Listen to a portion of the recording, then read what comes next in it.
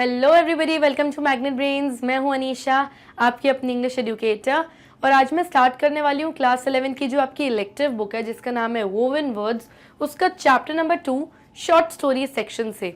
And chapter का नाम है अ पेयर ऑफ मुस्टैशोज। तो मुस्टैशोज क्या होता है? मुस्टैशोज होते हैं यानी कि मूछें, जो कि हिंदुस्तान में बहुत ज़्यादा फेमस हैं। अलग अलग तरीके की मुस्टैशोज, तो उन्हीं के बारे में आज हम पढ़ेंगे इस चैप्टर में। लेकिन उससे पहले let's read about our author. So the picture which you could see on my left hand side is Mr Mulk Raj आनंद, और यही हमारे इस चैप्टर के ऑथर हैं। तो मुल्क राज आनंद जी की बर्थ जो है वो ईयर 1905 में हुई थी और इनकी डेथ ईयर 2004 में हुई। One of the most celebrated Indian novelists who wrote in English. तो ये काफ़ी ज़्यादा सेलिब्रेटेड इंडियन नॉवेलिस्ट थे, यानी काफ़ी जाने पहचाने हिंदुस्तान के बड़े उपन्यासकार थे जो इंग्लिश लैंग्वेज में लिखते थे। He was born in Peshawar. ये पेशावर यानी कि उस जमाने में पाकिस्तान में ये जो जगह है पेशावर, वहाँ पर इनका बर्थ हुआ था। And educated at the universities of Lahore, London and Cambridge. और इन्होंने अपनी एजुकेशन कहाँ से पूरी करी है? लाहौर से, लंदन से और कैम्ब्रिज से। हिज नॉवेल्स इंक्लूड, अब जो इन्होंने नॉवेल्स यानी जो इन्होंने उपन्यास लिखे हैं, कई सारी जो किताबें लिखी हैं, उसमें से जो इनकी काफ़ी जो फेमस वाली थी वो है the untouchable, coolie, the sword and the sickle, private life of an Indian Prince, 7 summers और मॉर्निंग फेस। तो ये कुछ इनकी फेमस नॉवेल्स हैं जो इन्होंने लिखी थी। He also published a number of short stories which reveal a lively sense of humor. तो इन्होंने काफ़ी सारी इन नॉवेल्स के अलावा भी इन्होंने काफ़ी सारी शॉर्ट स्टोरीज लिखी हैं जिसमें काफ़ी ज़्यादा ह्यूमर यानी हंसी मजाक, जोक्स, ये सब आपको मिलेंगे, यानी हास्य कथाएं इन्होंने लिखी हैं। तो आज जो हम ये स्टोरी पढ़ रहे हैं, short story a pair of mustachios, इसमें भी इसी के बारे में हमको बताया गया है कि कितनी ज़्यादा ह्यूमरस मजाकिया सिचुएशन है इंडिया में। तो चैप्टर का मैं एक छोटा सा इंट्रोडक्शन देती हूँ एंड देन फिर हम चैप्टर स्टार्ट करते हैं।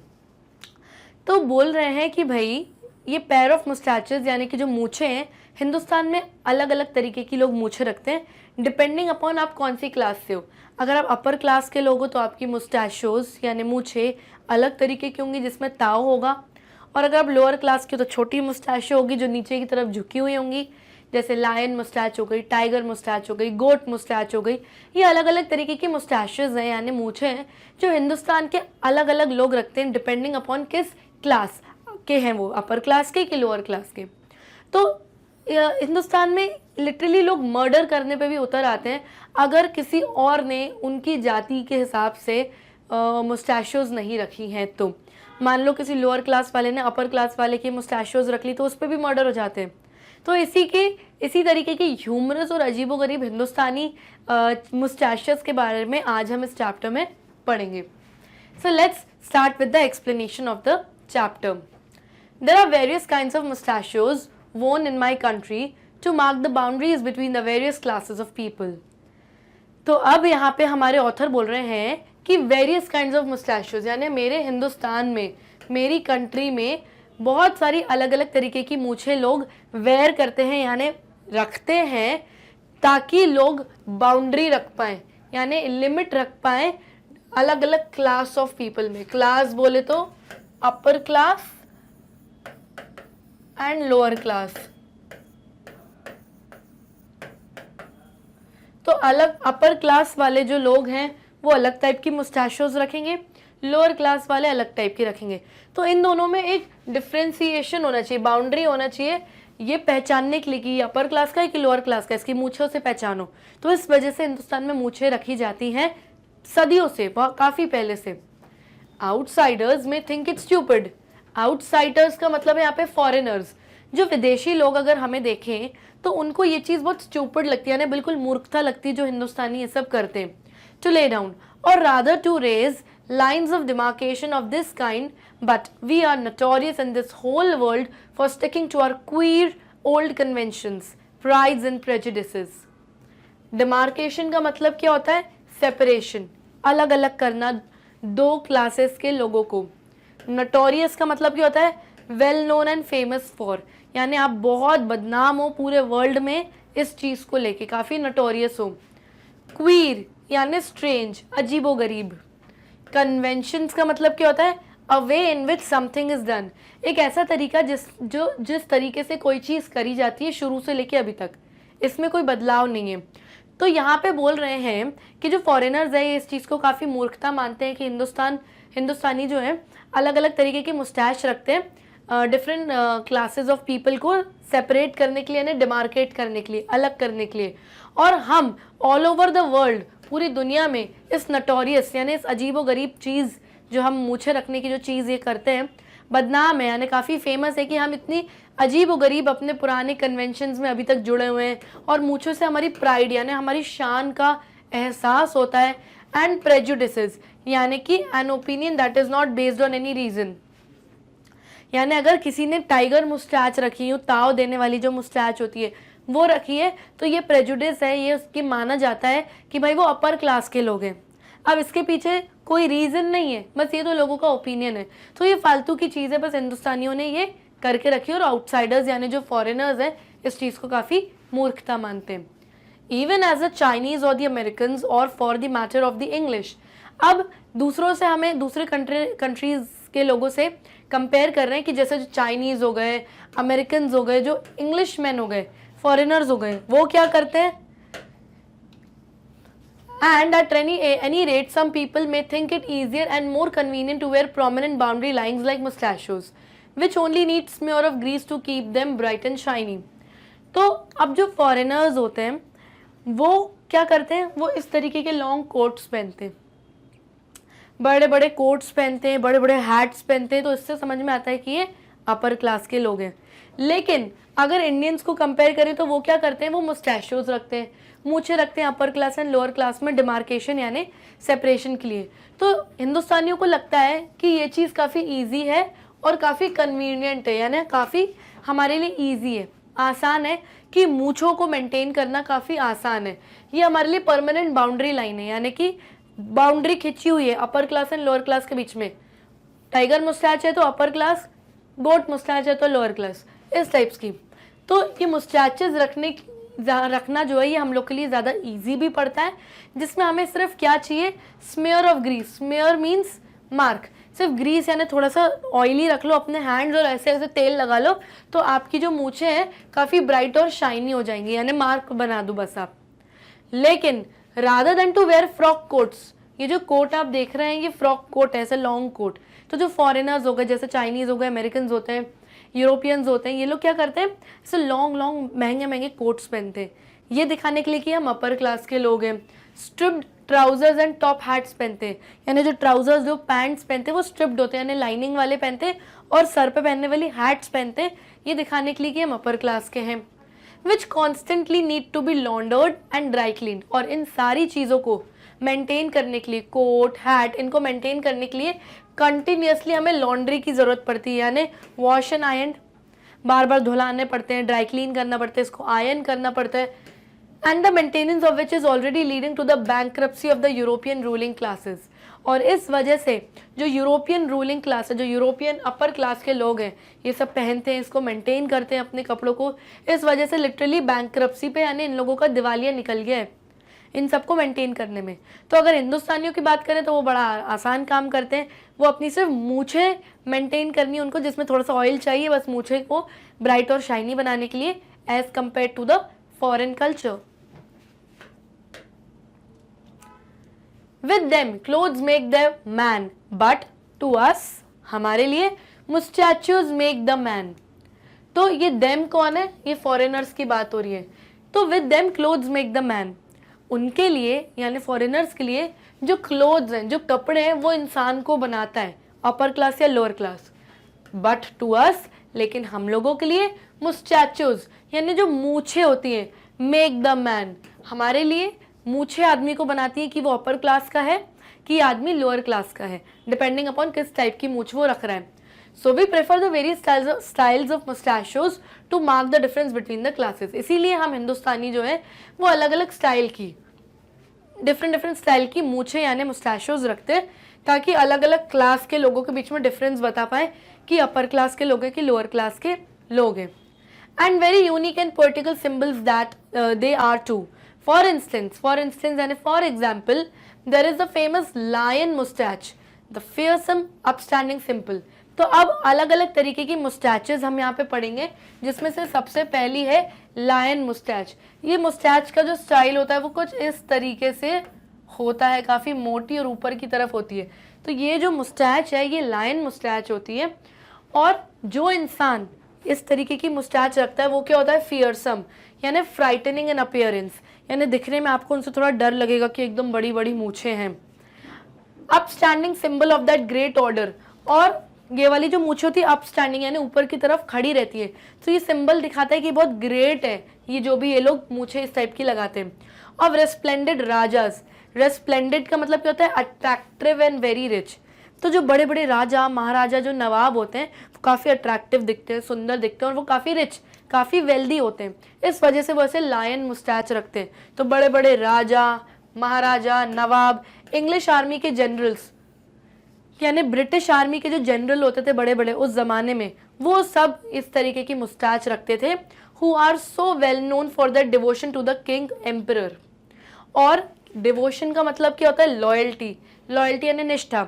तो ये सारे लोग राजा महाराजा नवाब और जो ब्रिटिश आर्मी के जो जनरल्स थे, जो ब्रिटिश आर्मी के जनरल्स थे वो इसलिए रखते थे लायन मुस्टैच क्योंकि वो बिल्कुल जाने पहचाने थे, जाने जाते थे कि वो अपने किंग एम्परर यानी अपने सबसे बड़े राजा के लिए कितने डिवोटेड हैं, कितने लॉयल हैं, कितनी निष्ठा से काम करते हैं। तो राजा महाराजा तो रखते ही थे, लेकिन जो ब्रिटिश आर्मी के जनरल्स थे वो भी ऐसी लायन मुस्टैच रखते थे कि ये लॉयल हैं अपने किंग के प्रति। ठीक, तो पहली हमने पढ़ी लायन मुस्टैच। और देखते हैं, then there is tiger moustache. अब नंबर 2 टाइप की मुस्टैच कौन सी होती है, टाइगर मुस्टैच। अब ये भी कुछ लायन मुस्टैच की तरह ही दिखती है, लेकिन फर्क सिर्फ इतना था कि लायन मुस्टैच में सिर्फ ऐसे थे, ठीक है, और जो टाइगर मुस्टैच है ये थोड़ी सी कर्ल करी हुई है, ऐसे ऐसे। तो ये थोड़ी सी ऐसी ऊपर की तरफ कर्ल करी हुई है, 2 बार ताव दिया हुआ है इसको। तो इस तरीके की कुछ टाइगर मुस्टैच होती है। द अनकैनी, अब ये टाइगर मुस्टैच कैसी होती है, अनकैनी यानी स्ट्रेंज, बड़ी अजीबोगरीब, ऊपर की तरफ 2 बार इसको ट्विस्ट किया हुआ रहता है। Several pointed moustache worn by the unbending unchanging survivals from the ranks of the feudal gentry who have nothing left but pride in their greatness and few mementos of the past glory। feudal gentry क्या होता है, old fashioned high class people। Feudal gentry क्या होता है, old fashion high class people, यानी पुराने ज़माने में जो कभी हाई क्लास लोग रहे होंगे, जो अब हाई क्लास नहीं है, लेकिन फिर भी उनके अंदर वो प्राइड है, वो गुरूर, वो गर्व है कि हम तो राजा महाराजाओं के या मुग़ल के फैमिली से उनके डिसेंडेंट्स हैं, यानी उनके हमारे पूर्वज वो बड़े बड़े लोग थे। तो इस वजह से भी वो लोग अपनी ये लायन मुस्टैच रखते हैं। बेसिकली इन लोगों के पास अब कुछ बचा नहीं है जो टाइगर मुस्टैच रखते हैं। इनके पूर्वज बड़े बड़े राजा महाराजाओं के अंडर काम करते थे, या फिर एग्जैक्टली शायद राजा महाराजा ही थे, लेकिन इन लोगों के पास अब कुछ नहीं बचा जो टाइगर मुस्टैच रखते हैं, लेकिन सिर्फ प्राइड, सिर्फ घमंड और गुरूर है कि हम तो उनके, कि हमारे तो वो पूर्वज थे। ठीक है ना, लिखा है ना, nothing left but pride in them in their greatness. और क्या बचा इनके पास, और few great mementos of the past glory. Mementos यानी अवार्ड्स, जब आपको अवार्ड्स मिलते हैं, पास्ट ग्लोरी यानी पुराने ज़माने में कभी पास्ट में आपको कोई ग्लोरी मिली हो, यानी respect one by the achievement. आपने कोई अचीवमेंट कर लिया है तो आपको महाराजा ने कोई मोमेंटो दिया है, कोई प्राइज़ दिया है, या इस तरीके का आपको ऑनर दिया है, आपको रिस्पेक्ट दी, आपको सम्मानित करने के लिए। तो टाइगर मुस्टैच रखने वालों के पास कुछ नहीं बचा, सिर्फ ये सारे prize, mementos, honour of respect, ये सब चीज़ें बची हैं। और प्राइड यानी घमंड बचा है कि हमारे पूर्वज तो बहुत बड़े बड़े काउंसलर्स हुआ करते थे मुगलों के अंदर या राजाओं के अंडर। ठीक है, scrolls of honour granted by the former emperor. Former emperor यानी जो राजा और महाराजा लोग इन टाइगर मुस्टैच रखने वालों को स्क्रोल ऑफ ऑनर, ये स्क्रोल ऑफ ऑनर होता है, यानी जो ऐसे ऐसे रोल करके जो खुलता है ना, कि आपके ऑनर के लिए, आपको रिस्पेक्ट के लिए आपको दिया जाता है। बस इन लोग के पास अब यही सब चीज़ें बची हुई हैं, बाकी कोई बहुत बड़े बड़े कोई ज़मीनें इनके पास कुछ नहीं है। अ फ्यू गोल्ड ट्रिंकेट्स, और क्या बचा होगा इनके पास, थोड़े बहुत गोल्ड ट्रिंकेट्स। ट्रिंकेट्स क्या होता है, a small jewellery of little value, तो थोड़ी बहुत ज्वेलरी जिसकी कोई ज़्यादा वैल्यू नहीं, थोड़ी बहुत वैल्यू है। तो ये कुछ गोल्ड ट्रिंकेट्स इन लोगों के पास बचे होंगे। Heirlooms and bits of land. Heirlooms का मतलब क्या होता है? Valuable objects that has belonged to the family for several generations. तो कोई वैल्यूएबल, कोई बहुत पुरानी, कोई वैल्यूएबल चीज़ जो जनरेशन से यानी पीढ़ियों दर फैमिली के पास है, वो कुछ एयरलूम्स यानी कुछ पुश्तैनी चीज़ इन लोगों के पास होगी। और एंड बिट्स ऑफ लैंड, और बिट्स ऑफ लैंड यानी थोड़ा बहुत लैंड, बिग लैंड नहीं, बिट्स यानी थोड़ा बहुत कहीं लैंड होगा तो होगा, नहीं तो नहीं। तो बेसिकली टाइगर मुस्टैच रखने वालों के पास ये कुछ चीज़ें बची हुई हैं आज की डेट में। और इनके जो पूर्वज थे वो डेफिनेटली मुगल्स, अफगान, उनके अंडर के काम करने वाले लोग थे, यानी ग्रेट पीपल थे विद ब्लू ब्लड यानी with good blood, noble blood था उनका। तो ये होती है हमारी tiger moustache. Next there is goat moustache. अब आ गई हमारी थर्ड टाइप की मुस्टैच जो कि होती है गोट मुस्टैच, इस तरीके की। तो ये जो मुस्टैच होती है ये होती है goat moustache, a rather unsure brand worn by the nouveau rich. अब ये कौन पहनता है? ये इस टाइप की मुस्टैच कौन रखते हैं? नूवू रिच। नूवू रिच यानी people who have recently acquired wealth.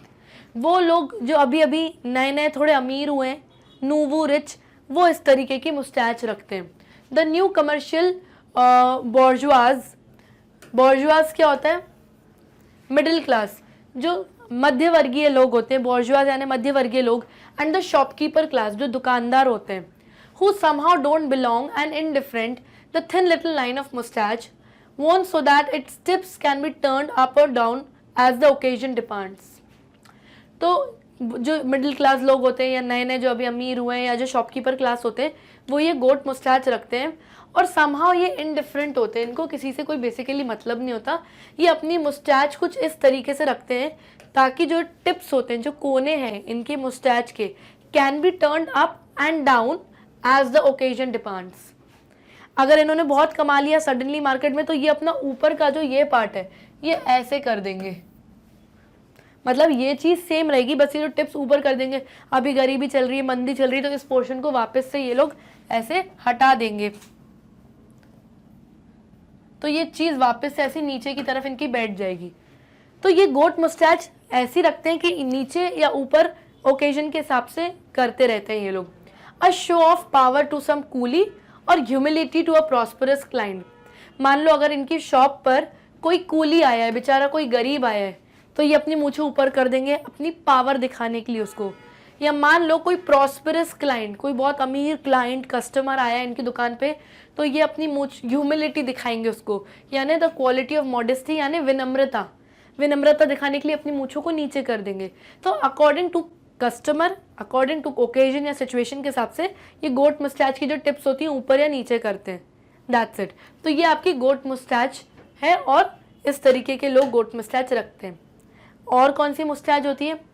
There is the Charlie Chaplin moustache. अब ये आपकी फोर्थ टाइप की मुस्टैच है, चार्ली चैपलिन मुस्टैच। ये इस तरीके की होती है, जैसे कि आपने जेठालाल को देखा होगा तारक मेहता में, जो ऐसी इतनी मुस्टैच रखता है, वो चार्ली चैपलिन मुस्टैच होती है। वोन by the lower middle class. ये कौन रखता है? लोअर मिडिल क्लास के लोग रखते हैं, जो क्लर्क होते हैं वो रखते हैं। प्रोफेशनल मैन, कोई प्रोफेशनल है, किसी चीज़ में वेटर है कुछ, तो उस टाइप के वो लोग ये वाली मुस्टैच रखते हैं। A kind of half and half affair deliberately designed as a compromise between the traditional full moustache and the clean shaven curls and cut of the sahibs like them to keep mustaches at all। अब सबसे पहले ये देखते हैं कि Curzon कौन थे। ये जो आप इमेज देख रहे हैं ये थे कर्जन, इनका नाम था कर्जन। ये हमेशा क्लीन शेव रखते थे। कौन थे ये? He was a former secretary of state of foreign, Commonwealth and development affairs of the United kingdom. तो यूनाइटेड किंगडम यानी यूके के सेक्रेटरी थे स्टेट ऑफ फॉरेन अफेयर्स और कॉमनवेल्थ डेवलपमेंट के। तो ये हमेशा क्लीन शेव रखते थे। तो यहाँ बता रहे हैं कि चार्ली चैपलिन मुस्टैच आई कैसे। तो चार्ली चैपलिन मुस्टैच में सिर्फ इतनी सी मुस्टैच रखते हैं और बाकी पूरी जो शेव होती है वो क्लीन शेव रखते हैं। और ये क्लीन शेव किससे इंस्पायर्ड थे लोग? कर्जन से, क्योंकि कर्जन हमेशा क्लीन शेव रखता था, तो लोगों ने उनसे प्रेरित होकर क्लीन शेव रखी, लेकिन सिर्फ इतनी सी रखी, यानी half and half affair, deliberately design, यानी आधी आधी रखी, यानी आधी मूछ रखी और आधा क्लीन शेव रखा, डेलिबरेटली डिजाइन यानी जानबूझ के इसकी डिजाइनिंग इस मूछ की इस तरीके से की ताकि पुरानी फुल मुस्टैच, लोग पहले फुल मुस्टैच रखते थे, उसका आधा कर दिया और क्लीन शेव जैसा कर्जन रखता था, दोनों का मिक्सचर रख दिया इन्होंने। तो जैसे जो बड़े साहिब्स टाइप के होते थे जो बिल्कुल मुस्टैच रखना पसंद नहीं करते थे तो बिल्कुल क्लीन रख लेते थे, और थोड़ी सी ऐसे दरोगा टाइप के जो होते हैं वो थोड़ी सी ऐसी रख लेते थे। तो this was your Charlie Chaplin moustache. There is the sheep moustache. अब फिफ्थ टाइप की मुस्टैच आपकी कौन सी है? Sheep moustache. ये जो देख रहे हैं आप, ये होती है sheep moustache of the coolies and the lower orders. तो ये कौन रखता है? जो कूली होते हैं, सामान उठाते हैं स्टेशन पे, वो, एंड द लोअर ऑर्डर्स, जो लो ऑर्डर के लोग होते हैं वो इस टाइप की मुस्टैच रखते हैं। The mouse moustache. और लास्ट जो सिक्स्थ टाइप की मुस्टैच होती है वो होती mouse moustache of the patients and so on. तो जो ये वाली पतली सी, बिल्कुल आप इतनी सी देख रहे हैं, जो लिप्स के बिल्कुल ऊपर है, यहाँ तक भी नहीं, बिल्कुल यहाँ पे, तो ये है आपकी माउस मुस्टैच। ये कौन रखता था? ये पेशेंट्स रखते थे, यानी पुअर फार्मर्स, जो गरीब किसान होते थे वो इस तरीके की माउस मुस्टैच रखते थे। तो इस तरीके की अलग अलग मुस्टैच जो है हिंदुस्तान में आपको मिलेंगी depending upon different class of people. In fact, there are endless styles of mustachios, all appropriate to the wearers and indicative to the various orders. तो कह रहे हैं बल्कि इसके अलावा भी, ये तो 6 तो आपको मुस्टैच बताई, इसके अलावा भी एंडलेस स्टाइल ऑफ मुस्टैचेस यानी अनगिनत स्टाइल है मूछों की हिंदुस्तान में जो बिल्कुल अप्रोप्रिएट, बिल्कुल सही लगती है जब उनके वेयरर्स, उनके रखने वाले उनको रखते हैं। और क्या इंडिकेट करती है उनकी मुस्टैचोस कि वो कौन से ऑर्डर से हैं, हाई ऑर्डर के लोग हैं कि लोअर ऑर्डर के लोग हैं। As rigorously एडहेयर्ड। रिगरसली का मतलब क्या होता है? Strictly applied. कोई चीज़ जब आप स्ट्रिक्टली अप्लाई करते हो इसको रिगरसली बोलते हैं। एंड एडहेयर्ड का हिंदी का मतलब होता है पालन करना, यानी to follow. As if they had been patented. Patented यानी गिवन एक्सक्लूसिव राइट। जब आप किसी चीज़ को एक्सक्लूसिव राइट दे देते हो, हक दे देते हो, तो कोई दूसरा इंसान उसको कॉपी नहीं कर सकता। By the government of India. तो यहाँ पे बोली जा रही है बड़ी मजाकिया बात की हिंदुस्तान के लोग तो स्ट्रिक्टली फॉलो करते हैं और पालन करते हैं कि हम इस जाति के लोग हैं तो हम इस तरीके की मूछें रखेंगे, और ऐसे फॉलो करते हैं जैसे गवर्नमेंट ऑफ इंडिया, हिंदुस्तान की सरकार ने उनको पेटेंट दे दिया कि आपके पास राइट है कि आप ही ऐसी मूछें रख सकते हो और दूसरा आदमी आपका कॉपी नहीं कर सकता। इस तरीके से लोग हिंदुस्तान में बिहेव करते हैं। और had been sanctioned by the special appointment with his majesty the king और हर मैजेस्टी द क्वीन। तो यहाँ पे बोल रहे हैं कि हिंदुस्तान के लोग ऐसे मूछे रखते हैं, इतना स्ट्रिक्टली फॉलो करते हैं जैसे हिज मैजेस्टी यानी किंग और ग्रेट द क्वीन ने इनको सैंक्शन कर दिया, इनको ऑर्डर दे दिया कि आपको ऐसी रखनी है। तो वो लोग बिल्कुल बिना किसी एक्सक्यूज के वही रखते हैं और किसी को फॉलो भी नहीं करने देते अपना खुद का स्टाइल। तो हिंदुस्तान में मूछों का इतना ज़्यादा महत्व है भाई। And any poaching on the style of one class by the members of the another is resented. Poaching का मतलब क्या होता है? Stealing and copying. आपने किसी का स्टाइल चुरा लिया और कॉपी कर रहे हो आप। रिजेंटेड का मतलब क्या होता है? टू फील बिटरनेस, यानी मन में किसी के लिए बिटरनेस यानी कड़वाहट आना। ओके, तो वो बोल रहे हैं कि अगर किसी दूसरे इंसान ने कि या किसी लोअर क्लास के इंसान ने किसी अपर क्लास के इंसान के स्टाइल को कॉपी कर लिया तो अपर क्लास वाले भाई बहुत रिजेंट हो जाएंगे, कड़वाहट आ जाएंगी उनके मन में कि तुम लोगों ने हमारा मूछों का स्टाइल कैसे कॉपी किया। ये हम अपर क्लास वालों के लिए, ना ही तुम लोअर क्लास वालों के लिए। And the rising ratio of murders in my country is interpreted by certain authorities as being indicative of the increasing jealousy within which each class is guarding its rights and privileges in regard to the mark of their mustache। तो यहाँ पे बोल रहे हैं कि मेरे हिंदुस्तान में बहुत रेशियो बढ़ रहा है मर्डर्स का, यानी लोगों की हत्याओं का, क्योंकि बहुत सारे जो बड़ी बड़ी अथॉरिटीज़ है अगर उनको लगता है कि हमारी मूछें किसी लोअर क्लास वाले ने कॉपी कर दी तो उनके अंदर जेलसी यानी घृणा भावना, जलन की भावना बढ़ रही कि तुमने कैसे हमारी कॉपी करी, इसलिए लोग उनका मर्डर कर देते हैं। इस वजह से जो अपर क्लास के लोग हैं या जो जिनको अपनी मूछों पे बहुत ज़्यादा गर्व है वो अपने राइट्स यानी जो उनको हक दिए गए हैं और जो प्रिविलेजेस हैं यानी स्पेशल एडवांटेजेस जो इन अपर क्लास वाले लोगों को मिलते हैं उसको ये लोग गार्ड करने पे तुले हुए हैं यानी बचाने पे तुले हैं कि भाई हम अपर क्लास के लोग हैं, हम ऐसी वाली मूछें रखते हैं, तो इस वजह से हमें कितने सारे राइट्स, हमें हक मिल रहे हैं, स्पेशल एडवांटेजेस मिलते हैं जो लोअर क्लास को नहीं मिलते। लेकिन अगर लोअर क्लास हमारा कॉपी करेगा तो भाई वो तो अपर क्लास का दिखेगा ना, तो जेलेसी आई इसलिए इनका मर्डर कर दो, इनकी सोसाइटी को ख़त्म कर दो, इस तरीके की फीलिंग, भावना जो है लोगों के मन में आज की डेट में आ रही है। और किसकी वजह से? सिर्फ मुस्टैचो की शान बान आन बचाने के लिए। ओके, तो ये हो गया लोगों का माइंडसेट भाई। Of course the analysis of the expert is rather too abstract and not all the murderers can be traced to this cause. Analysis का मतलब क्या होता है? Data and investigation. तो बोल रहे हैं कि हाँ ये बात है कि जो बड़े बड़े एक्सपर्ट हैं, जो बहुत इन्वेस्टिगेशन करते हैं, उनका एनालिसिस, उनका डेटा जो उन्होंने निकाला है, रिजल्ट जो निकाला है, उससे ये पता चला है कि सारे ही मर्डर्स इस कॉज यानी इस रीज़न से नहीं हो रहे हैं कि मुस्टैशेस लोगों ने हमारी कॉपी करी। अलग अलग रीजंस भी हो सकते हैं, बट सर्टेनली, यानी कि सर्टेनली मतलब surely, but surely it is true that the preference of the people in regard to their mustache are causing a lot of trouble in our parts यानी different parts of the country। तो कह रहे हैं कि ज़रूरी नहीं है कि सबकी मौत या मर्डर जो हो रही है मुस्टैश यानी मूछे की वजह से हो रही है, लेकिन इतना तो तय है कि जो दूसरे बड़े अपर क्लास के लोग हैं वो अपना राइट बचाने के लिए, अपना प्राइड, अपना प्रिविलेज बचाने के लिए अपनी मूछों को गार्ड कर रहे हैं और लोअर क्लास वालों का मर्डर करने में तुल रहे हैं। और इस वजह से काफ़ी ट्रबल, काफ़ी परेशानी in different parts of the India में, हमारी कंट्री में देखा जा रहा है। फॉर इंस्टेंस का मतलब for example, there was a rumpus in my own village the other day about a pair of mustachios. अब रंपस का मीनिंग क्या होता है? अ नॉइजी डिस्टर्बेंस यानी शोर गुल्ला, हिंदी में बोले तो विवाद, झगड़ा। तो माय मतलब ये कौन है? ये खुद ऑथर बोल रहे हैं। तो अब ऑथर बता रहे हैं कि फॉर एग्जाम्पल, अब आप मेरे खुद के ओन विलेज, मेरे खुद के गांव की ही बात ले लो। अभी कुछ दिन पहले मेरे गांव में बहुत रंपस यानी बहुत विवाद हुआ। किस बारे में? Pair of mustachios. इसी मूछों की बात पे बहुत ज़्यादा विवाद हो गया खुद ऑथर के गाँव में। तो क्या विवाद हुआ ऑथर के गाँव में?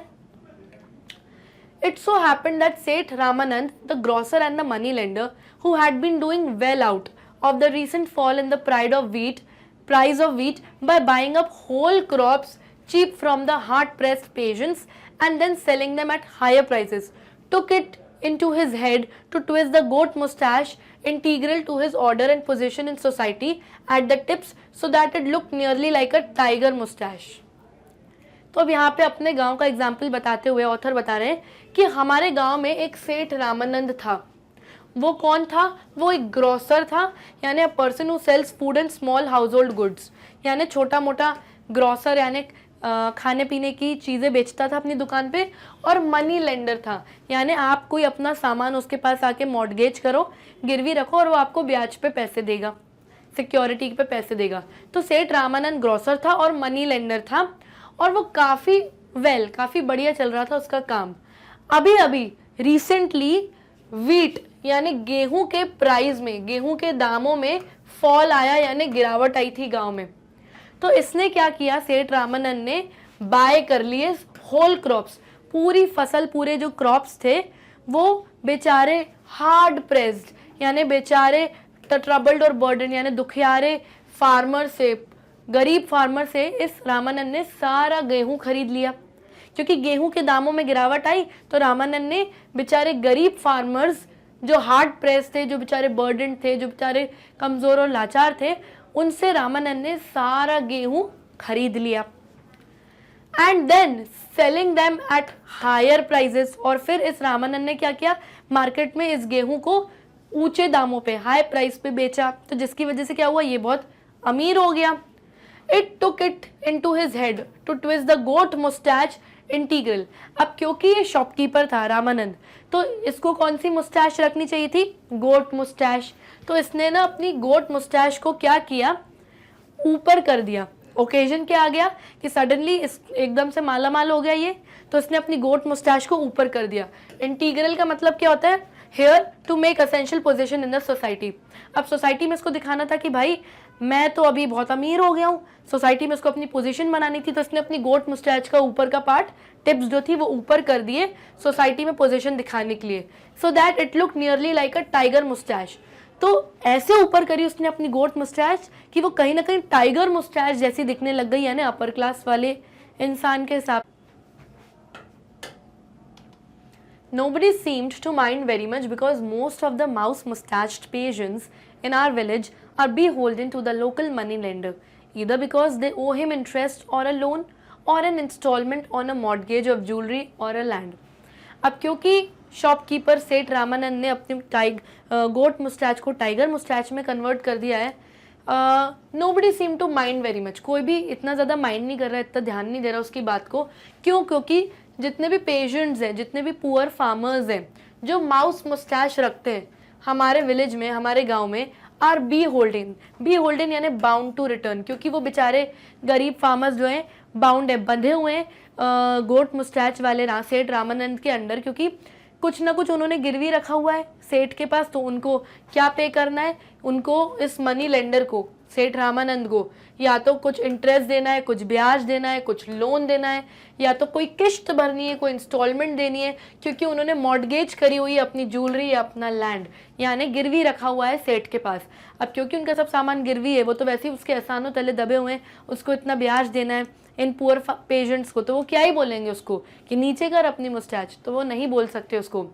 Besides, the Seth had been careful enough to twist his mustache so that it seemed nearly, though not quite like a tiger mustache. इसके अलावा जो सेठ रामानंद है वो बहुत ज़्यादा केयरफुली उसने अपनी मुस्टैच को ऊपर करी है। उसने अपनी मुस्टैच ऊपर तो कर ली, लेकिन इस तरीके से करी है कि वो पूरी तरीके से टाइगर मुस्टैच जैसी ना दिखे। लेकिन ऊपर तो कर दी, लेकिन टाइगर मुस्टैच जैसी नहीं दिख रही, कहीं हद तक दिख रही है, पूरी तरीके से टाइगर मुस्टैच जैसी वो ट्विस्ट करी हुई नहीं है उसकी।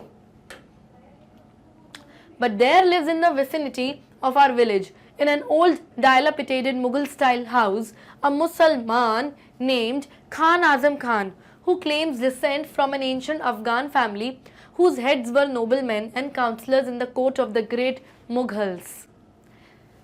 Vicinity का मतलब क्या होता है? A near area, the area near a place, एक जगह के आसपास की जो जगह होती है वो। डायलापिटेटेड का मतलब क्या होता है?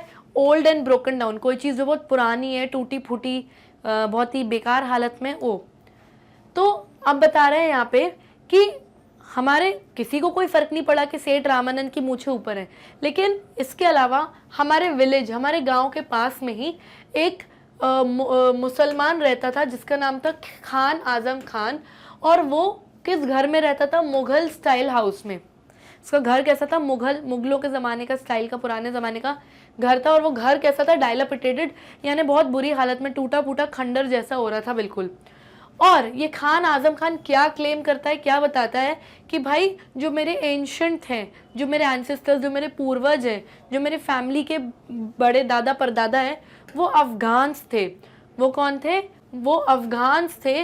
और वो मुग़ल्स, जो ग्रेट मुग़ल्स थे, उनके दरबार में, उनके कोर्ट में कौन थे मेरे पूर्वज? नोबलमैन, यानी बहुत हाई रैंक के ऑफिसर्स और काउंसलर्स थे, यानी कि बड़ा दर्जा रखने वाले लोग थे। और डिसेंट का मतलब क्या होता है? दी ओरिजिन और बैकग्राउंड ऑफ अ पर्सन। तो वो क्या बताता है खान आजम खान कि मैं किस बैकग्राउंड से आया हूँ? मैं अफ़गान्स के बैकग्राउंड से हूँ, और जो मेरे दादा परदादा हैं वो मुग़ल्स के दरबार में ग्रेट काउंसलर्स थे और नोबलमैन थे, यानी कि हाई रैंकिंग ऑफिसर्स थे। Khan Azam Khan, a tall middle-aged man, is a handsome and dignified person. अब खान आजम खान क्या है? बहुत लंबा चौड़ा आदमी है, मिडिल एजेड मैन यानी अधेड़ उम्र का आदमी है, बहुत हैंडसम दिखता है, और डिग्निफाइड पर्सन यानी रिस्पेक्टेड पर्सन है। And he wears a tiger moustache, और ये कौन सी पहनता है? वो टाइगर मुस्टैच, वो ट्विस्ट वाली। क्यों? क्योंकि ये इसके एंसेस्टर्स जो हैं वो काफ़ी, इसके जो पूर्वज थे वो काफ़ी बहुत हाई रैंकिंग नोबलमैन थे। And remains adorned, adorned means attractive. ये जो खान आजम खान है ये हमेशा अट्रैक्टिव रहता है, बढ़िया दिखता है, with the faded remnants of a gold brocade waistcoat, though he hasn't even a patch of land left. तो ये जो खान आजम खान है बड़ा अट्रैक्टिव दिखता है, क्या पहन के? ये गोल्ड ब्रोकेड का वेस्ट कोट। वेस्ट कोट क्या होता है? ये जो वेस्ट कोट जो हम पहनते हैं इस तरीके से ब्रोकेड का, और इसके ऊपर गोल्ड का इस तरीके सा कि जरदोजी का काम, ऐसे गोल्ड का काम करा हुआ है। रेमनेंट्स यानी रिमेन्स, जो बचा कुचा गोल्ड जो उनके पास होगा उसने जड़ के रखा है अपने वेस्ट कोट पर, ये पहन के वो काफ़ी एडॉन रहता था, यानी अट्रैक्टिव दिखता था।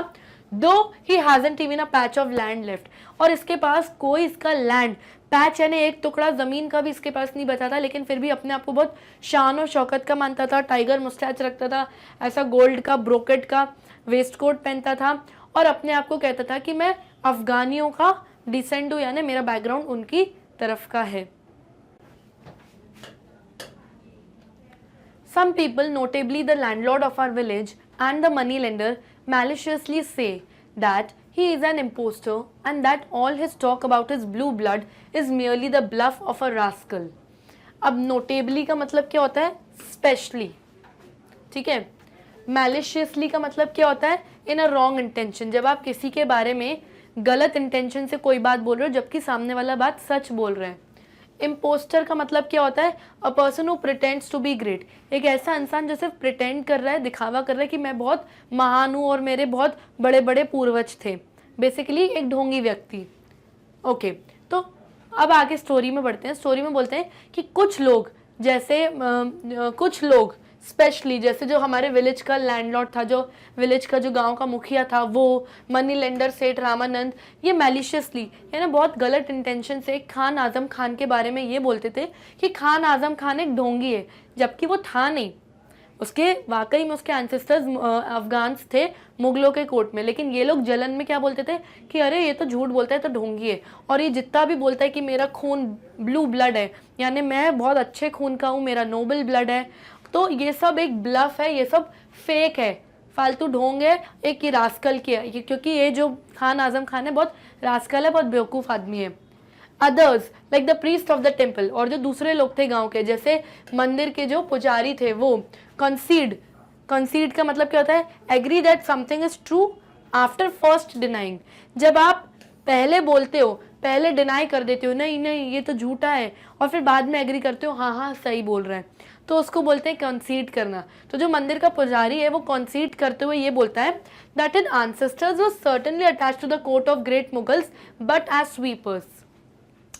तो अब पंडित जो पुजारी है वो भी जलन भावना में क्या बोलता है, हाँ हाँ ये बात सच है कि इसके जो एंसेस्टर्स, इसके जो पूर्वज हैं खान आजम खान के, वो अफगानियों के पूर्वज थे, और वो ग्रेट मुगलों के मुगल्स के जो राजा थे उनके अंडर काम तो करते थे, लेकिन ये लोग कोई काउंसलर्स नहीं थे बल्कि स्वीपर थे, बल्कि इसके तो पूर्वज चपरासी थे। तो इस तरीके की घृणा भावना की बातें ये लोग खान आजम खान के बारे में बोलते थे। The landlord, the moneylender and the priest are manifestly jealous of one's long ancestry. However, because they all have risen from nothing, and it is obvious from the stately ruins around Khan Azam Khan what grace was once his and his forefathers. Manifestly का मतलब होता है clearly, मतलब obviously. Okay, तो जो landlord है यानी कि गांव का जो मुखिया है, मनी लेंडर सेठ रामानंद है, और जो मंदिर का प्रीस्ट पुजारी है, वो ऑब्वियसली बहुत ज़्यादा जेलस हैं किससे? खान आजम खान की लॉन्ग एंसेस्ट्री से, कि इसके तो कितना बड़ा परिवार था, इसका दादा परदादा उनके, तो वो लोग सब इससे जेलस हैं, इसलिए इसके बारे में ऐसा बोलते हैं, क्योंकि ये दे ऑल यानी जितने भी मनी लेंडर, लैंडलॉर्ड और जो प्रीस्ट हैं, they all have Ryzen from nothing, क्योंकि इन लोगों ने जो किया सब खुद किया, इनके कोई दादा परदादा, इनके ऊपर कोई बैक हैंड नहीं था इनका। तो ये ऑब्वियस है कि इस वजह से ये लोग खान से बहुत ज़्यादा चिढ़ते हैं और जलते हैं। स्टेटली रूइंस का मतलब क्या होता है? स्टेटली मतलब इम्प्रेसिव, कोई चीज़ जो बहुत वाव है, और रूइंस यानी रिमेन्स, इसके पास जो बची कुची चीज़ें थी खान की वो।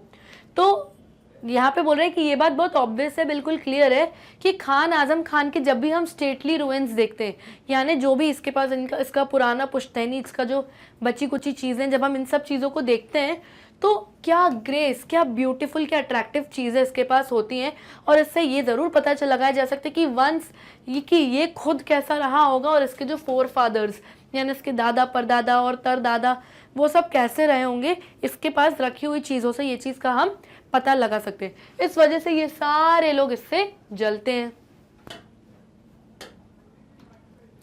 Only Khan Azam Khan's pride is greatly in excess of his present possessions, and he is inordinately jealous of his old privileges and rather foolish and headstrong in safeguarding every sacred brick of his tottering house against vandalism.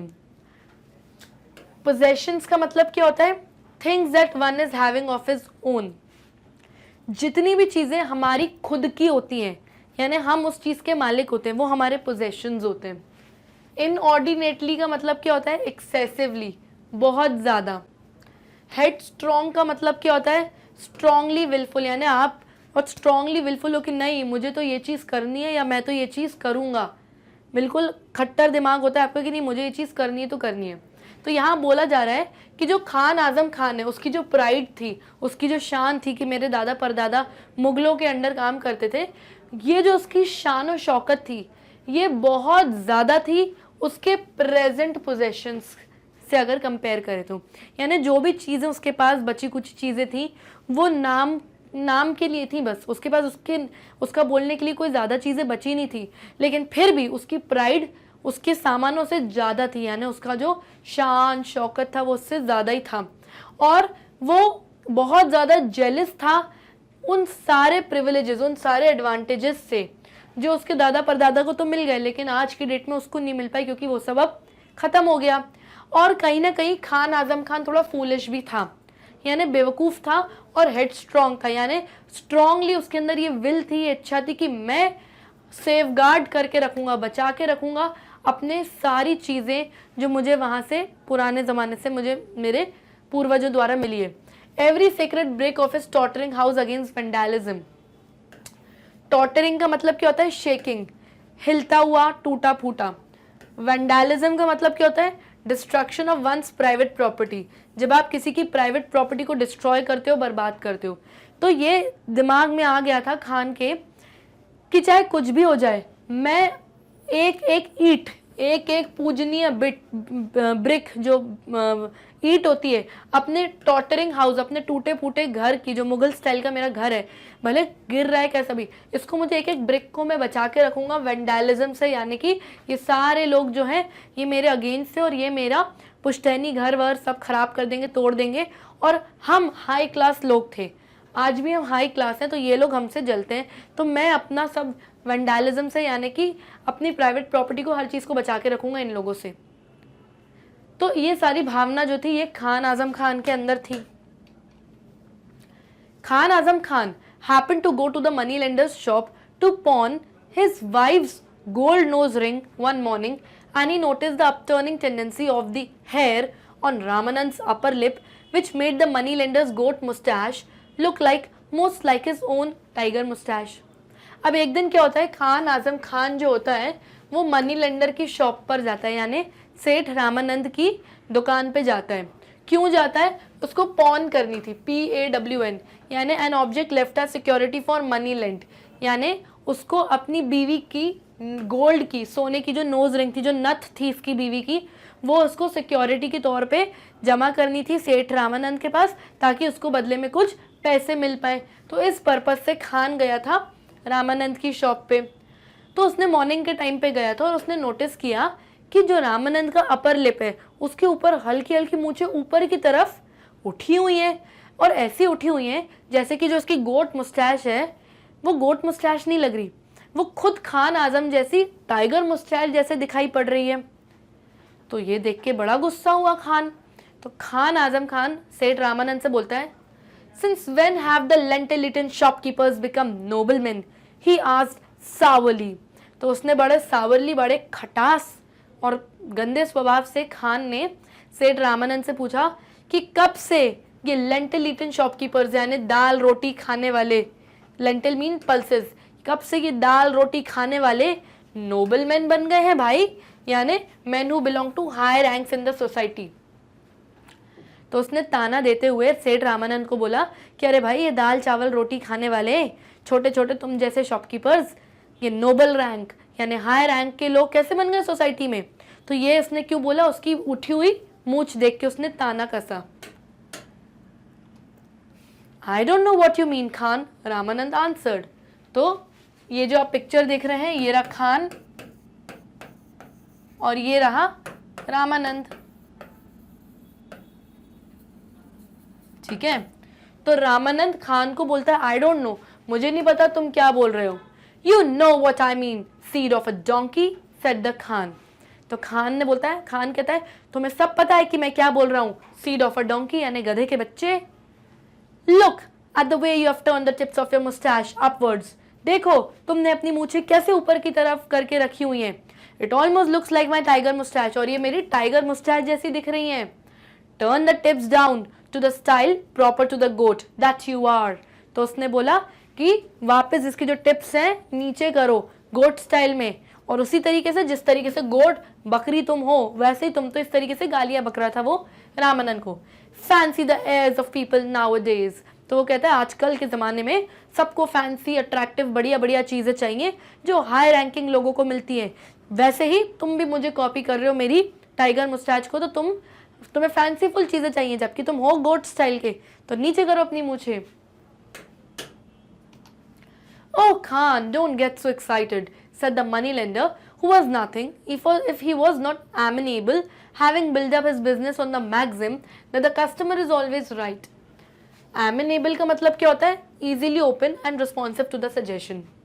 Amenable वो लोग होते हैं जो काफ़ी open रहते हैं, सुलझे हुए रहते हैं, and responsive to the suggestion. अगर कोई उनको कोई suggestion कोई सलाह दे रहा है तो उसके responsive होते हैं, यानी उनकी बात मान जाते हैं और response भी देते हैं।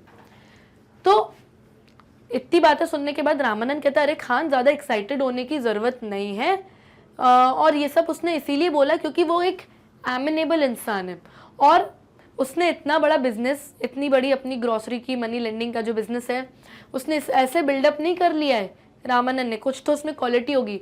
तो वो इस मैगजिम पर, वो इस कहावत पर चलता था कि कस्टमर इज़ ऑलवेज राइट, कि ग्राहक हमेशा सही है, जैसा ग्राहक बोलेगा हम वैसा करेंगे। इस वजह से आज उसने इतना बड़ा बिजनेस बढ़ा लिया है।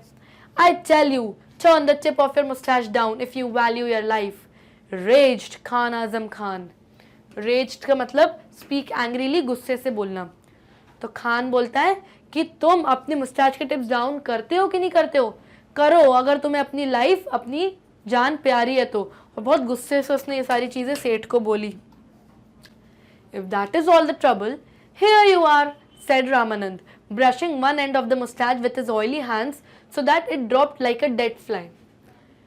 तो रामानंद कहता है बस इतनी सी परेशानी है, कोई बात नहीं, मैं नीचे कर देता हूँ। तो रामानंद के हाथ थोड़े ऑयली थे, तेल से भरे हुए थे, तो उसने अपना एक हाथ से अपनी एक साइड की मूछ को ऐसे नीचे कर दिया, और ऐसे नीचे किया कि मूछ जो है एक साइड की मरी हुई मक्खी, डेड फ्लाई की तरह बिल्कुल ऐसे बैठ गई, सिर्फ एक साइड की। Come show me the trinkets, how much do you want for them. Trinkets का मतलब ज्वेलरी ऑफ स्मॉल वैल्यू, छोटी मोटी गोल्ड की ज्वेलरी जिसकी ज़्यादा वैल्यू नहीं होती। फिर वो कहता है ठीक है मैंने नीचे कर लिया, अब बताओ क्या गोल्ड ट्रिंकेट्स लाए हो बताओ, और बताओ तुम्हें इसकी कितनी वैल्यू चाहिए बताओ।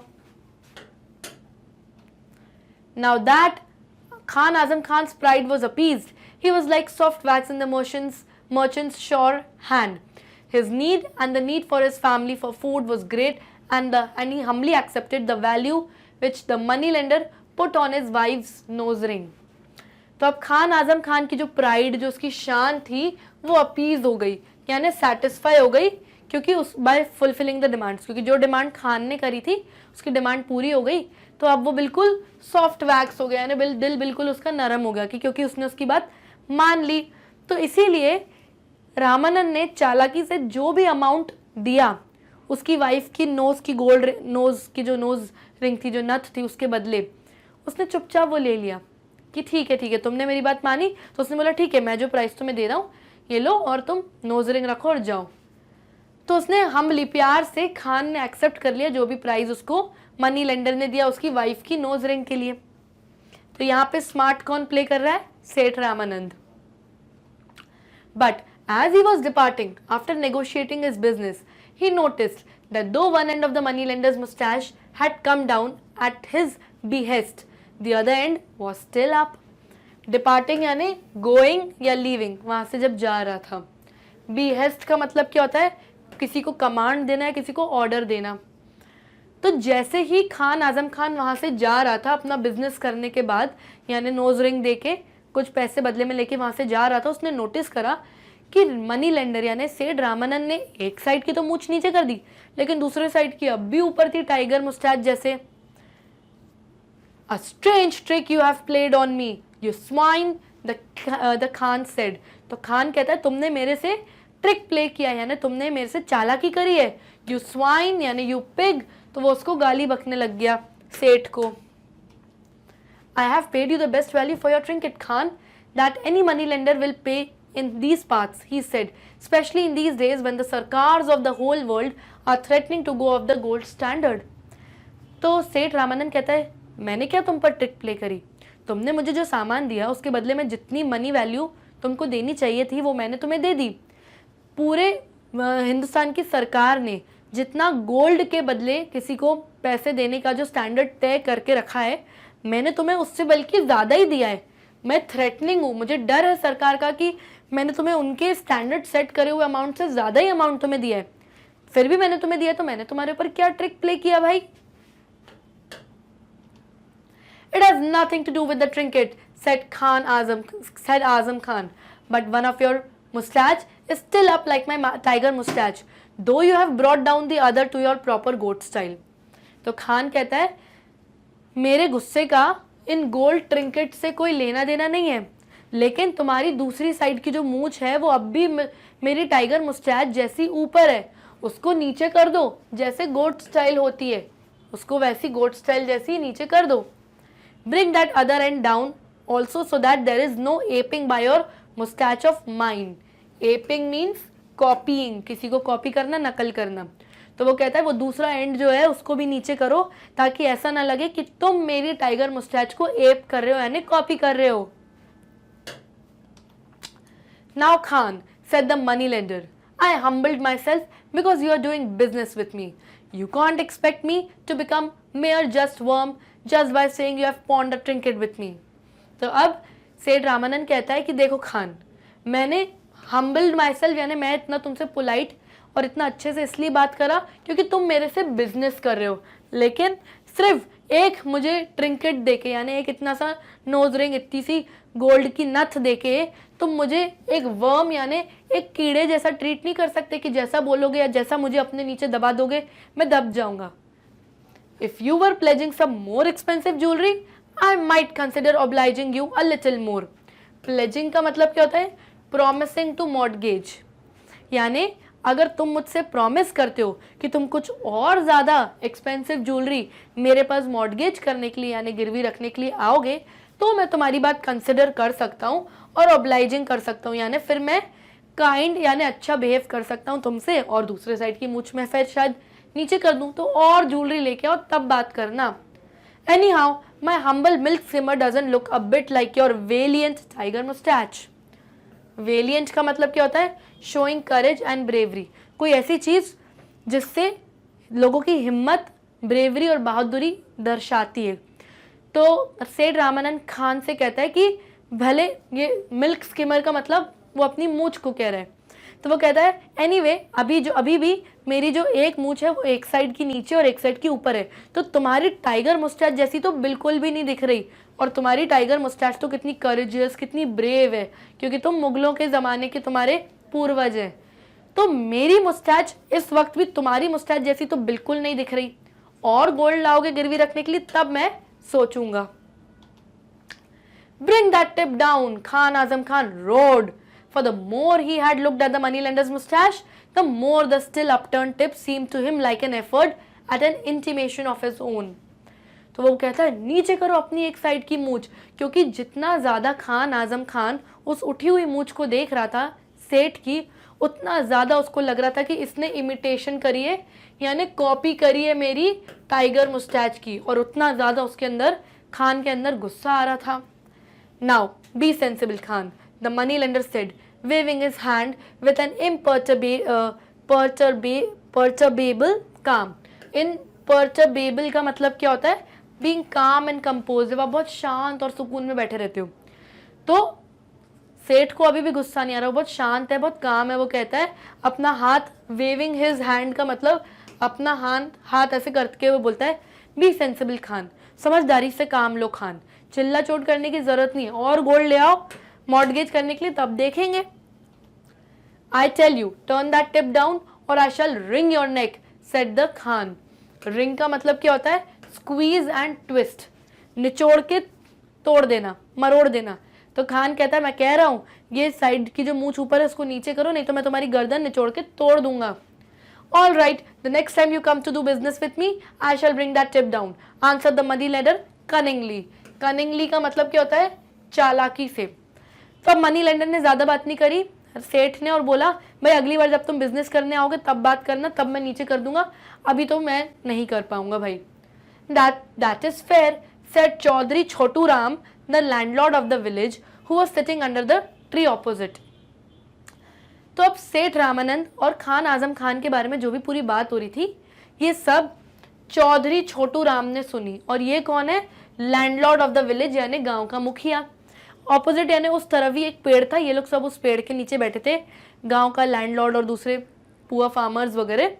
तो उन्होंने इसकी पूरी बात सुनी और उसी वक्त जो गांव का मुखिया है चौधरी छोटू राम, उसने बोला दैट्स फेयर, कि खान आजम खान ये फेयर है, ये सही बात है, तुम बिजनेस करने आओगे जब अगली बार तो वो नीचे कर देगा, क्योंकि अभी एट प्रेजेंट उसकी एक मूंछ ऊपर है एक नीचे, जो तुम्हारी टाइगर मुस्टैच जैसी बिल्कुल नहीं दिख रही। तो जब तुम अगली बार बिजनेस करने आओगे तब वो कर देगा। To be sure some patients chimed in sheepishly. Chimed का मतलब क्या होता है? Make sounds melodiously. तो वहीं पर गांव के जो लैंडलॉर्ड जो मुखिया थे उनके साथ कुछ पेशेंट्स भी बैठे थे यानी गरीब फार्मर्स। तो उन्होंने जब ये बात सुनी तो बोलते हैं टू बी श्योर, सब साथ मिलके एक साथ बोलते हैं शीपिशली, यानी भेड़ बकरियों की तरह सब साथ मिलके बोलते हैं हाँ ये सही है, ये सही है। Khan Azam Khan manage to control his murderous impulses and walked away. Impulses का मतलब क्या होता है? एंगर, गुस्सा। अब गांव का मुखिया पुअर पेशेंट सब कह रहे थे, तो खान आजम खान ने बड़ी मुश्किल से अपने गुस्से को कंट्रोल किया और वहां से वॉक करके चला गया। But he could not quell his pride. Quell का मतलब क्या होता है? Put an end to. लेकिन खान आजम खान अपनी प्राइड, अपनी शान को अंत उस पर रोक तो नहीं लगा सकता था। The pride of the generations of his ancestors who had worn the tiger mustache as a mark of their high position. तो उसने सोचा कि ये जो टाइगर मुस्टैच है ये मेरी जनरेशन्स ने, ये मेरे पूर्वजों ने पीढ़ियों दर पीढ़ियों ने उन्होंने ये टाइगर मुस्टैच पहनी है, वो इतने हाई रैंकिंग थे, तो मैं इसको मतलब दांव पे तो नहीं लगा सकता, मैं उसकी गोट मुस्टैच को नीचे करके ही रहूँगा। ये बात उसके माइंड में बैठ गई।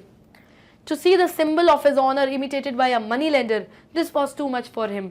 और जब भी वो उस मनी लेंडर सेठ रामानंद को देखता था कि उसने उसकी ऑनर की चीज़, उसकी रिस्पेक्टफुल टाइगर मुस्टैच की चीज़ को इमिटेट किया हुआ है यानी कॉपी किया हुआ है, तो ये चीज़ उसके लिए टू मच हो गई थी, यानी बहुत ज़्यादा हो गई थी। वो इस चीज़ को बिल्कुल नहीं झेलेगा, बिल्कुल बर्दाश्त नहीं करेगा Khan. He went home and fetched a necklace which had come down to his family through several generations and placing it before the money lender said, Khan Azam Khan को शांति नहीं पड़ी, वो घर गया और उसने फेच किया यानी सर्च, ढूंढना स्टार्ट किया एक बड़ा सा नेकलेस, एक बड़ा सा हार जो 7 जनरेशंस, पिछली 7 पीढ़ियों द्वारा उसको मिलते हुए आज खान आजम को मिली थी।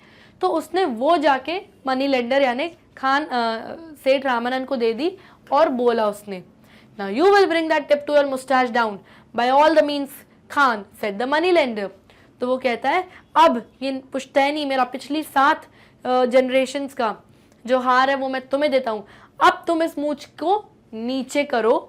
तो वो कहता है बाय ऑल मीन्स, बिल्कुल बिल्कुल खान, बिल्कुल नीचे करता हूँ। और उसने बोला कि मैं बिल्कुल नीचे करता हूँ, but let us see about this necklace, पहले तुम्हारा नेकलेस तो देख लें। How much do you want it, तुमको इसके बदले कितने रुपए चाहिए? पहले उसने बोला कर देंगे, पर पहले हार तो देख लें।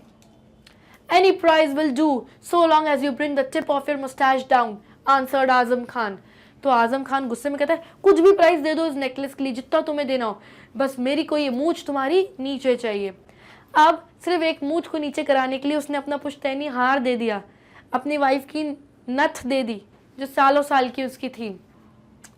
After they had settled the business, the money lender said, "Now, Khan, I shall carry out your will." जैसी बिजनेस हो गया उनके बीच में, हार गिरवी रख दिया उसको, उसके बदले पैसे मिल गए, कुछ भी प्राइस ले लिया उसने इतने महंगे हार के लिए। वो कहता है ठीक है खान, अब मैंने हार देख लिया, तुम्हारा नेकलेस देख लिया, अब मैं ये मूंछ नीचे कर लेता हूँ।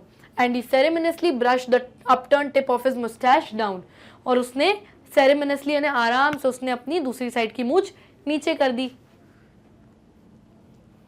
As Khan Azam Khan was walking away, however, he noticed that the other tip of the moneylender's mustache had now gone up and stood dubiously like the upturned end of his own exalted tiger mustache. अब जैसे ही खान वहां से जाने लगा, उसने notice किया कि अभी अभी इसने ये वाली मुस्टैच नीचे करी थी और ये वाली तो पहले ही कर दी थी, लेकिन जब जाने लगा तो उसने नोटिस किया कि ये वाली साइड की मुस्टैच फिर से ऊपर कर दी सेठ रामानंद ने. और वो वहां पे खान डूबियसली यानी डाउट में, आश्चर्य में ऐसे खड़े रह गया कि ये क्या किया इसने. एग्जॉल्टेड का मतलब हाई लेवल. ये जो टाइगर मुस्टैच है ये हाई लेवल होती है, हाई लेवल के लोग रखते हैं. तो उसने सोचा कि इसने तो फिर से टाइगर मुस्टैच जैसे एक साइड के ऊपर कर दी और मेरी हाई लेवल टाइगर मुस्टैच जैसे फिर से कर दी इसने. ही turned on his feet and shouted. वो घूमा और फिर से खान आजम खान शाउट करता है यानी चीखता है, I shall kill you if you don't brush that mustache into the shape appropriate to your position as a Lenten eating money lender. तो उसने कहा कि मैं तुम्हारी जान ले लूंगा अगर तुमने वो वाला साइड की जो मूंछ है नीचे नहीं करी, तुम दाल रोटी खाने वाले money lender. Now Khan come to your senses. तो अब रामानंद कहता है अरे भाई खान अपने सेंसेस में आओ, अपने होशो आवाज में आओ. You know it is the only illusion of a tiger mustache and nowhere like your brave and wonderful adornment, said the greasy money lender. Illusion का मतलब होता है false impression. तो कहता है अरे खान अपने होशो आवाज में आओ, तुम्हें क्लियरली पता है कि जो मैंने एक साइड की मूंछ ऊपर करके रखी हुई है ये सिर्फ इल्यूजन है, एक गलत इंप्रेशन दे रहा है कि ये तुम्हारी टाइगर मुस्टैच जैसी दिख रही है, जबकि टाइगर मुस्टैच तो दोनों ऊपर होती है, लेकिन मैंने तो सिर्फ एक साइड की ऊपर करी हुई है. तुम्हारी ब्रेव, तुम्हारी बहादुर टाइगर मुस्टैच जैसी मेरी ये मुस्टैच तो कहीं भी नहीं है. अडॉर्नमेंट मीन्स अट्रैक्टिव मुस्टैच. तो तुम्हारी इतनी प्यारी और इतनी ब्रेव अट्रैक्टिव मुस्टैच जैसी तो मेरी है ही नहीं. तो ये बात किसने बोली? मनी लेंडर ने. और वो काफ़ी ग्रीसी था यानी काफ़ी ऑयली था, उसके हाथ थोड़े ऑयल से भरे हुए थे. I tell you, I won't have you insulting the insignia of my order, shouted Azam Khan. You bring that tip down. Insignia का मतलब क्या होता है?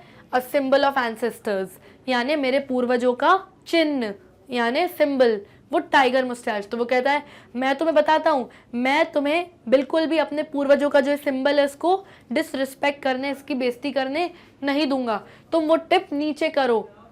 I wouldn't do it, Khan, if you pawned all the jewelry you possess to me, said the money lender.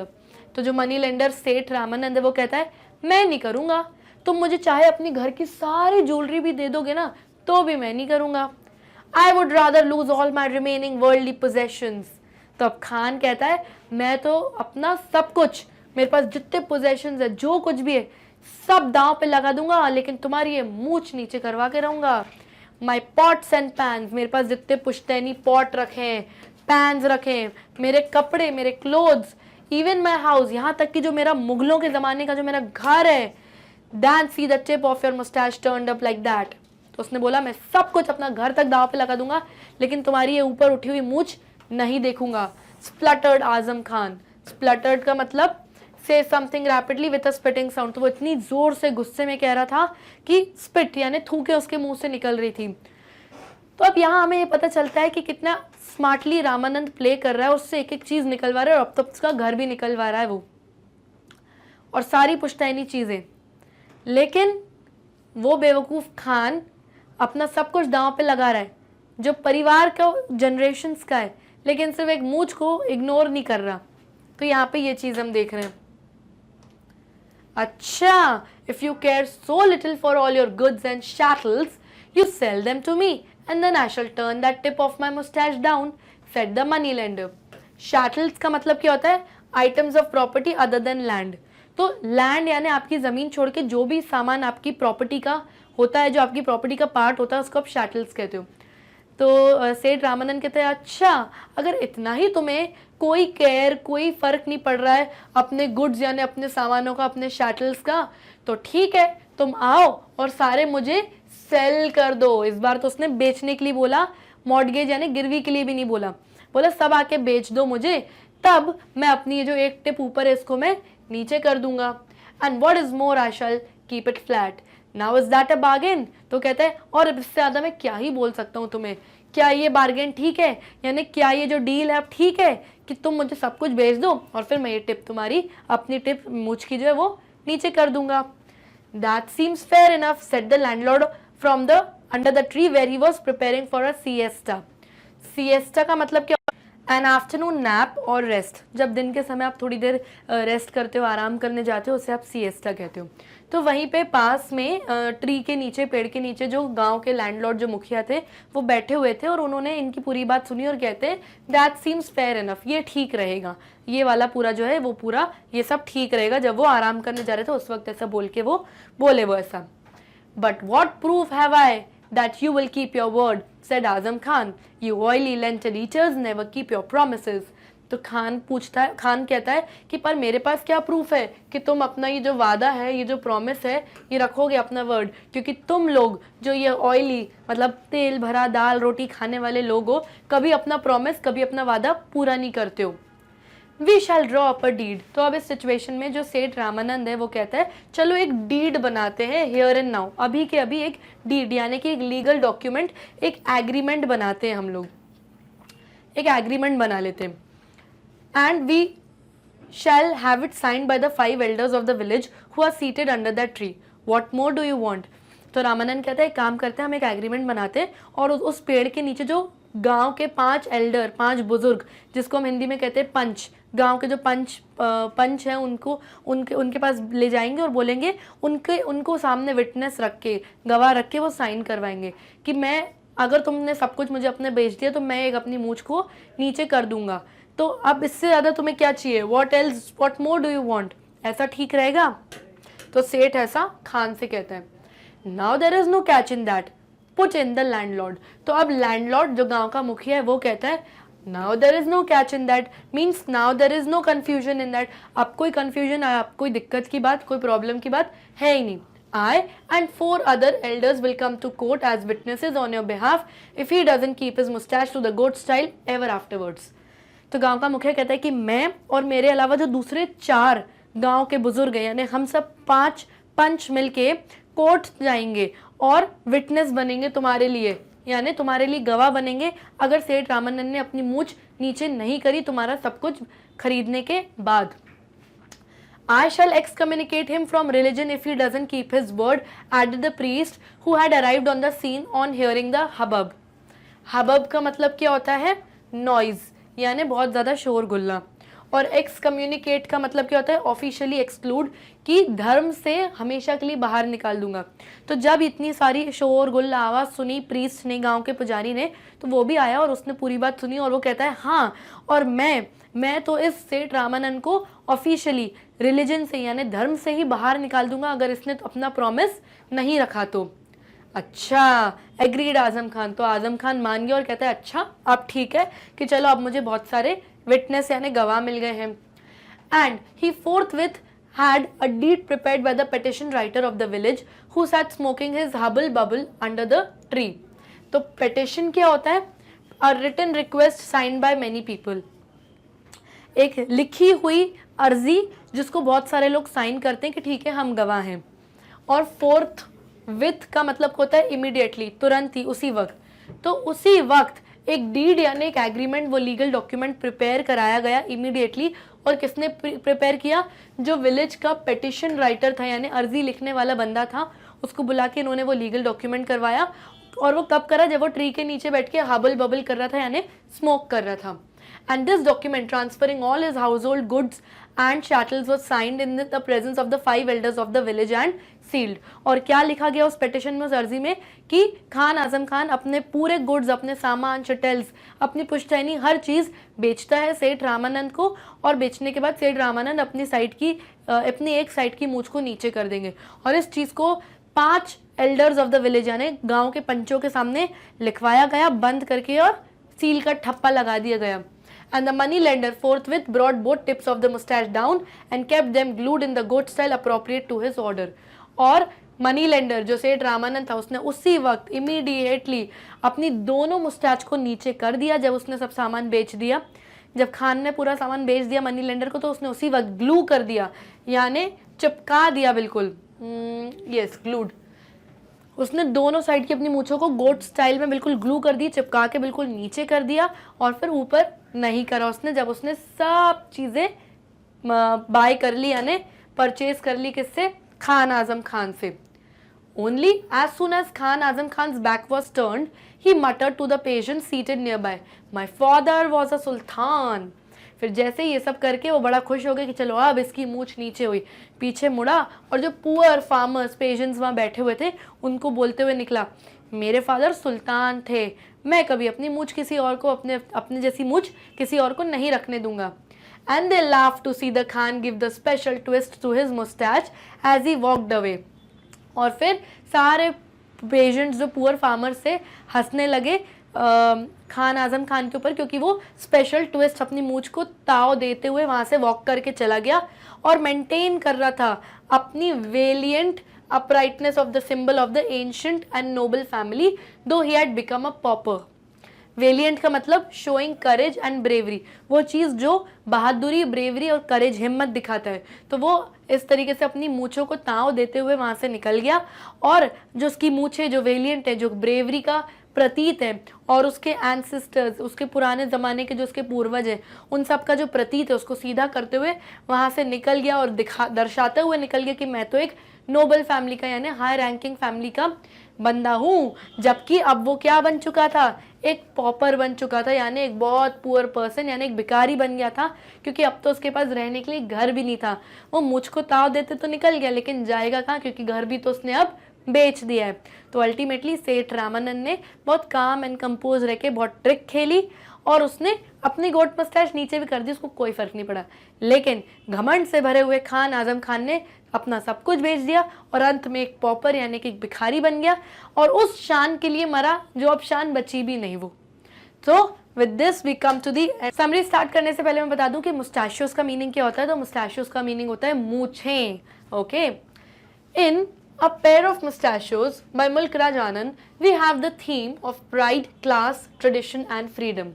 तो ये जो हमारा chapter है जिसका नाम है A pair of mustachios, उसके जो ऑथर हैं उनका नाम है मुल्क राज आनंद। उसमें इन्होंने चैप्टर में क्या थीम बताने की कोशिश करी है? प्राइड के बारे में, क्लास के बारे में, ट्रेडिशन के बारे में एंड फ्रीडम के बारे में।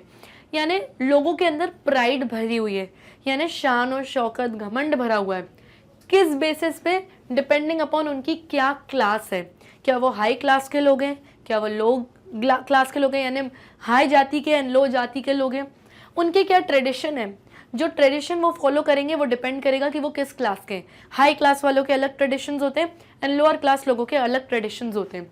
एंड फ्रीडम यानी आज़ादी, आपको क्या करने की आज़ादी है ये डिपेंड करेगा आप किस क्लास के हो। हाई क्लास के लोग हो तो आपकी उस हिसाब से फ्रीडम चलेगी, अगर आप लो क्लास के लोग हो तो आपकी बहुत सी चीज़ें आपको करने की फ्रीडम या आज़ादी नहीं मिलेंगी। तो ये सब कहाँ होता है? ये सब हमारे हिंदुस्तान में, इंडिया में होता है। ये हमें मुल्क राज आनंद जी ने बताने की कोशिश की है। उसी तरीके से मुस्टैचोस की भी उन्होंने बात करी कि जो मूछें होती हैं ये क्या, हर इंसान इंडिया में आपको अलग अलग तरीके की मूछों में दिखाई देगा, सबका अपना एक अलग स्टाइल है। तो ये क्या स्टाइल वो रखेंगे ये डिपेंड करेगा कि वो कौन से क्लास के लोग हैं। हाई क्लास के लोगों की मूछों के स्टाइल अलग होते हैं और लोअर क्लास के मूछों के स्टाइल अलग होते हैं। जो फार्मर्स होते हैं उनकी मूछों के स्टाइल अलग होते हैं, और कोई भी किसी की मूछों का स्टाइल कॉपी नहीं कर सकता, क्योंकि अब लो रैंक के हो तो अब हाई रैंक वालों की मूछों का स्टाइल नहीं रख सकते, अदरवाइज वो लोग बहुत ज़्यादा ऑफेंड हो जाएंगे और माइट भी इंडिया में मर्डर भी कर सकते हैं आपका। ये हाल है इंडिया में। तो चैप्टर में मुल्क राज आनंद जी ने आपको अलग अलग स्टाइल्स ऑफ मुस्टैचोज यानी मूछें बताई हैं जो हिंदुस्तान में लोग रखते हैं। और जो आउटसाइडर्स हैं, जो फॉरेनर्स हैं, इसको बहुत अजीबोगरीब स्ट्रेंज समझते हैं कि इंडियंस ऐसा क्यों करते हैं। क्योंकि फॉरेनर्स जो हैं, चाहे चाइनीज़ हो गए चाहे यूरोपियंस हो गए, वो लोग क्लास मेंटेन करने के लिए कपड़े रखते हैं। अगर हाई क्लास के लोग होते हैं तो वो फ्रॉक स्टाइल की लॉन्ग कोट्स, हैट्स, ट्राउजर्स ऐसा पहनेंगे ताकि दिखे कि हाँ ये लोग अपर क्लास के लोग हैं, और लोअर क्लास के लोग वहाँ पे थोड़ा ये सब नहीं पहनते। लेकिन ये सब चीज़ों में क्या लग रहा है उनका बहुत ज़्यादा मेंटेनेंस, क्योंकि बार बार इतने हैवी कोट्स को आयरन करना पड़ता है, ड्राई क्लीन करना पड़ता है, वॉश करना पड़ता है, तो बहुत ज़्यादा मेंटेनेंस और खर्चे हैं। लेकिन हिंदुस्तान में लोग क्या करते हैं, सिंपल बस ग्रीस यानी ऑयल लगा दो तो आपकी मूछें ब्राइट और शाइनी हो जाएंगी और ये मेंटेनेंस फ्री है, यानी कोई खर्चा भी नहीं लगेगा। तो हिंदुस्तान के लोग थोड़े जुगाड़ू हैं, इसलिए वो लोग मस्टैचेस से अपर एंड लोअर क्लास के बीच में डिमार्केशन यानी सेपरेशन बताते हैं। तो जो पहली तरीके की मुस्टैच यानी मूछों की स्टाइल बताई है हमारे ऑथर ने, वो है लायन स्टाइल। तो जो फर्स्ट स्टाइल है वो है आपका लायन स्टाइल, जो लायन मुस्टैचेस होते हैं। ये कौन रखता है, ये राजा, महाराजा, नवाब, इंग्लिश आर्मी के जनरल्स, यानी जो उस जमाने में जो ब्रिटिश आर्मी के जो जनरल्स होते थे वो ये लायन मुस्टैच रखते थे कि इतनी बड़ी ऐसे। फिर जो सेकंड स्टाइल है वो है टाइगर मुस्टैच। ये कौन रखता था, ये फॉर्मर एम्परर्स रखते थे, यानी नॉर्मल जो राजा वाजा थे वो रखते थे। ये यूजुअली थोड़ी सी ऐसे ट्विस्टेड होती है। लायन मुस्टैच सिर्फ ऐसी जाके ऐसी होती है, लेकिन ये थोड़ी सी ट्विस्टेड होती है दो बार। रिच लैंड ओनर्स यानी बड़े बड़े पैसे वाले ज़मींदार जो होते थे वो इस तरीके की टाइगर मुस्टैच रखते थे। फिर थर्ड स्टाइल जो होती है वो होती है आपकी गोट मुस्टैच। इसको बोलते हैं गोट मुस्टैच, जो इस तरीके से होती है। ये यूजुअली शॉपकीपर्स रखते हैं। जो इसका ऊपर का हिस्सा है इस वाली मुस्टैच का, ये आप ऊपर करके या नीचे भी ये लोग कर देते थे, डिपेंडिंग अपॉन आपकी क्या इस वक्त कंडीशन है सोसाइटी में। अगर थोड़ा पैसा कमा लिया तो थोड़े ऊपर कर लेते थे, अगर थोड़ा पैसा नहीं कमा पा रहे हो, नॉर्मल शॉपकीपर हो, तो उसको नीचे ही रखे रहते हो आप। लेकिन ऊपर भी करिए तो इस तरीके से आपको करनी है कि वो लायन, कि वो टाइगर या लायन मुस्टैच जैसी ना दिखे, नहीं तो उस मुस्टैच को, इन दो मुस्टैच को रखने वाले जो लोग हैं वो ऑफेंड हो जाएंगे और आपसे लड़ने झगड़ने आ जाएंगे। तो ये होती है आपकी गोट मुस्टैच। फिर कौन सी मुस्टैच है, फिर ये आपकी फोर्थ टाइप की मुस्टैच है, इसको बोलते हैं चार्ली चैपलिन मुस्टैच। इसमें क्या होता है, आप पूरी क्लीन शेव वो रहते हो और बीच में एक छोटी सी मुस्टैच रखते हो, जैसे जेठालाल रखता है। तो जो लोअर मिडिल क्लास के लोग होते थे, जो ऑफिस वगैरह में क्लर्क्स होते थे, जो प्रोफेशनल मैन जैसे वेटर्स प्रोफेशनल हो गए, तो वो लोग ऐसी छोटी सी रख ली। तो इस टाइप की जो मुस्टैच होती है चार्ली चैपलिन, वो ये वाले टाइप के लोग रखते थे। फिर आती है आपकी शीप मुस्टैच। तो ये जो है ये आपकी शीप मुस्टैच है, और ये कौन रखता है, ये इस टाइप की जो मुस्टैच होती है इसको शीप मुस्टैच कहते हैं। जो कूलीज, जो स्टेशन पे कूली जो आपका सामान उठाते हैं, लोअर ऑर्डर के लोग, जो थोड़े लोअर क्लास के लोग होते हैं, वो भाई ये वाली शीप मुस्टैच रखते हैं। फिर नंबर 6 पे आती है आपकी माउस मुस्टैच। तो जो पतली सी ऐसी लिप्स के ऊपर होती है इसको आप माउस मुस्टैच कहते हैं। यूजुअली पेशेंट्स इसको रखते हैं, यानी कि पुअर फार्मर्स जो बहुत गरीब किसान होते हैं वो आपकी माउस मुस्टैच रखते हैं। सो इस तरीके की अलग अलग टाइप की मुस्टैचेस बताई गई हैं हमको मुल्क राज आनंद जी ने, जो इंडिया में लोग फॉलो करते हैं। और इसके अलावा कई ऐसी बहुत सारी स्टाइल्स हैं जो फॉलो करते हैं और लोग रखते हैं, डिपेंडिंग क्यों किस क्लास के हैं, हाई क्लास की, लो क्लास। उसके बाद आगे चैप्टर बढ़ता है। A pair of mustaches is written in a humorous way dealing with the funny clash that happens due to the upturned mustaches of Seth Ramanand, the grocer and the money lender. तो अब जब chapter आगे बढ़ता है तो हमारे जो author हैं वो अपने विलेज का एक कहानी और एक किस्सा सुनाते कि एक बार भाई मेरे विलेज में भी दो लोगों के बीच में फनी क्लैश हो गया था, यानी बहुत मजाकिया मुठभेड़ और लड़ाई टाइप की हो गई थी। किस बात पे, मुस्टैचेस की ही बात पे। तो एक इंसान था हमारे गांव में जिसका नाम था सेठ रामानंद। वो एक ग्रोसर था यानी दुकानदार था, और मनी लेंडर भी था, यानी लोगों को मनी देता था अगर वो सिक्योरिटी में उनको कुछ सामान गिरवी रख के जाए इसके पास तो। फिर दूसरा इंसान कौन था, खान आजम खान। वो बहुत टॉल था, मिडिल एजेड मैन था यानी अधेड़ उम्र का आदमी था, इज अ हैंडसम, और हैंडसम भी था, एंड डिग्निफाइड पर्सन यानी काफ़ी रिस्पेक्टफुल पर्सन था, and he wears a tiger moustache. और वो क्या पहनता था, खान आजम खान क्या रखता था, टाइगर वाली मुस्टैच रखता था। अब क्योंकि सेठ रामानंद ग्रोसर था यानी शॉपकीपर था, तो ये कौन सी रखता था, ये रखना चाहिए इसको गोट मुस्टैच, ठीक है। और ये जो खान आजम खान था ये अपने आप को कहता था कि भाई मेरे जो एंसेस्टर्स, जो मेरे पूर्वज थे, वो मुगलों के अंडर काउंसिलर्स और बहुत नोबलमैन यानी बहुत हाई रैंकिंग ऑफिसर्स थे, तो मैं बहुत हाई क्लास का हूँ, इसलिए मैं टाइगर मुस्टैच रखूंगा, और वो टाइगर मुस्टैच ही रखता था। ही hasn't even a patch of land left. लेकिन अब इसके पास एक टुकड़ा, एक पैच ऑफ लैंड या जमीन का एक टुकड़ा भी नहीं था। क्यों? क्योंकि जो कुछ था इसके पूर्वजों के पास था, लेकिन वो शान, वो प्राइड इसके पास आज तक थी, लेकिन लैंड वैंड कुछ नहीं था इसके पास। सेठ Ramanand who claims himself great by wearing a goat mustache that looks like a tiger mustache। अब सेठ रामानंद ने थोड़ा बहुत पैसा कमा लिया था मार्केट में गेहूं वेहूं बेच के, तो उसने क्या किया, अपनी गोट मुस्टैच के ऊपर का हिस्सा थोड़ा अप टर्न ऊपर कर दिया और वो गोट मुस्टैच कैसी दिखने लगी, उसकी टाइगर मुस्टैच जैसी दिखने लगी। One day Khan goes to Seth Ramanand's shop to pawn his wife's gold nose ring. He notices the upturning of the hair on Ramanand's upper lip। अब एक दिन खान आजम खान जो कि अपर क्लास का है और टाइगर मुस्टैच रखता है, वो सेठ रामानंद की दुकान पे गया, अपनी वाइफ का पुराने ज़माने का गोल्ड की जो नथ होती है, नोज रिंग, उसको पॉन करने के लिए, यानी PAWN यानी कि गिरवी रखने के लिए, ताकि इसको बदले में कुछ पैसे दे दे सेठ। और उसने नोटिस किया कि अरे ये तो शॉपकीपर है, लेकिन इसने क्या रखी हुई है, टाइगर मुस्टैच रखी है। और ये देख के खान आजम खान बहुत ज़्यादा गुस्सा हो गया। This upturning makes Ramanand's goat mustache look almost like his own tiger mustache। तो उसको लगा यार इसने तो मेरे जैसी टाइगर मुस्टैच रखी है, लेकिन ये तो शॉपकीपर है, शॉपकीपर ऐसे नहीं रख सकते। He abuses Seth Ramanand and said, "Look at the way you have turned the tips of your mustache upwards. It almost looks like my tiger mustache. Turn the tips down if you value your life." तो इसने, खान ने देखा ये और वो बहुत गुस्सा हुआ और उसको बोला कि देखो तुमने अपनी मुस्टैच कैसी रखी हुई है, मेरे जैसी कॉपी करी है तुमने टाइगर मुस्टैच, नीचे करो उसको। अगर यू वैल्यू योर लाइफ, अगर तुम अपनी जान प्यारी चाहते हो तो तुम अपनी मूछें नीचे करो। Seth Ramanand lowers down the tips of his mustache as he is a calm person.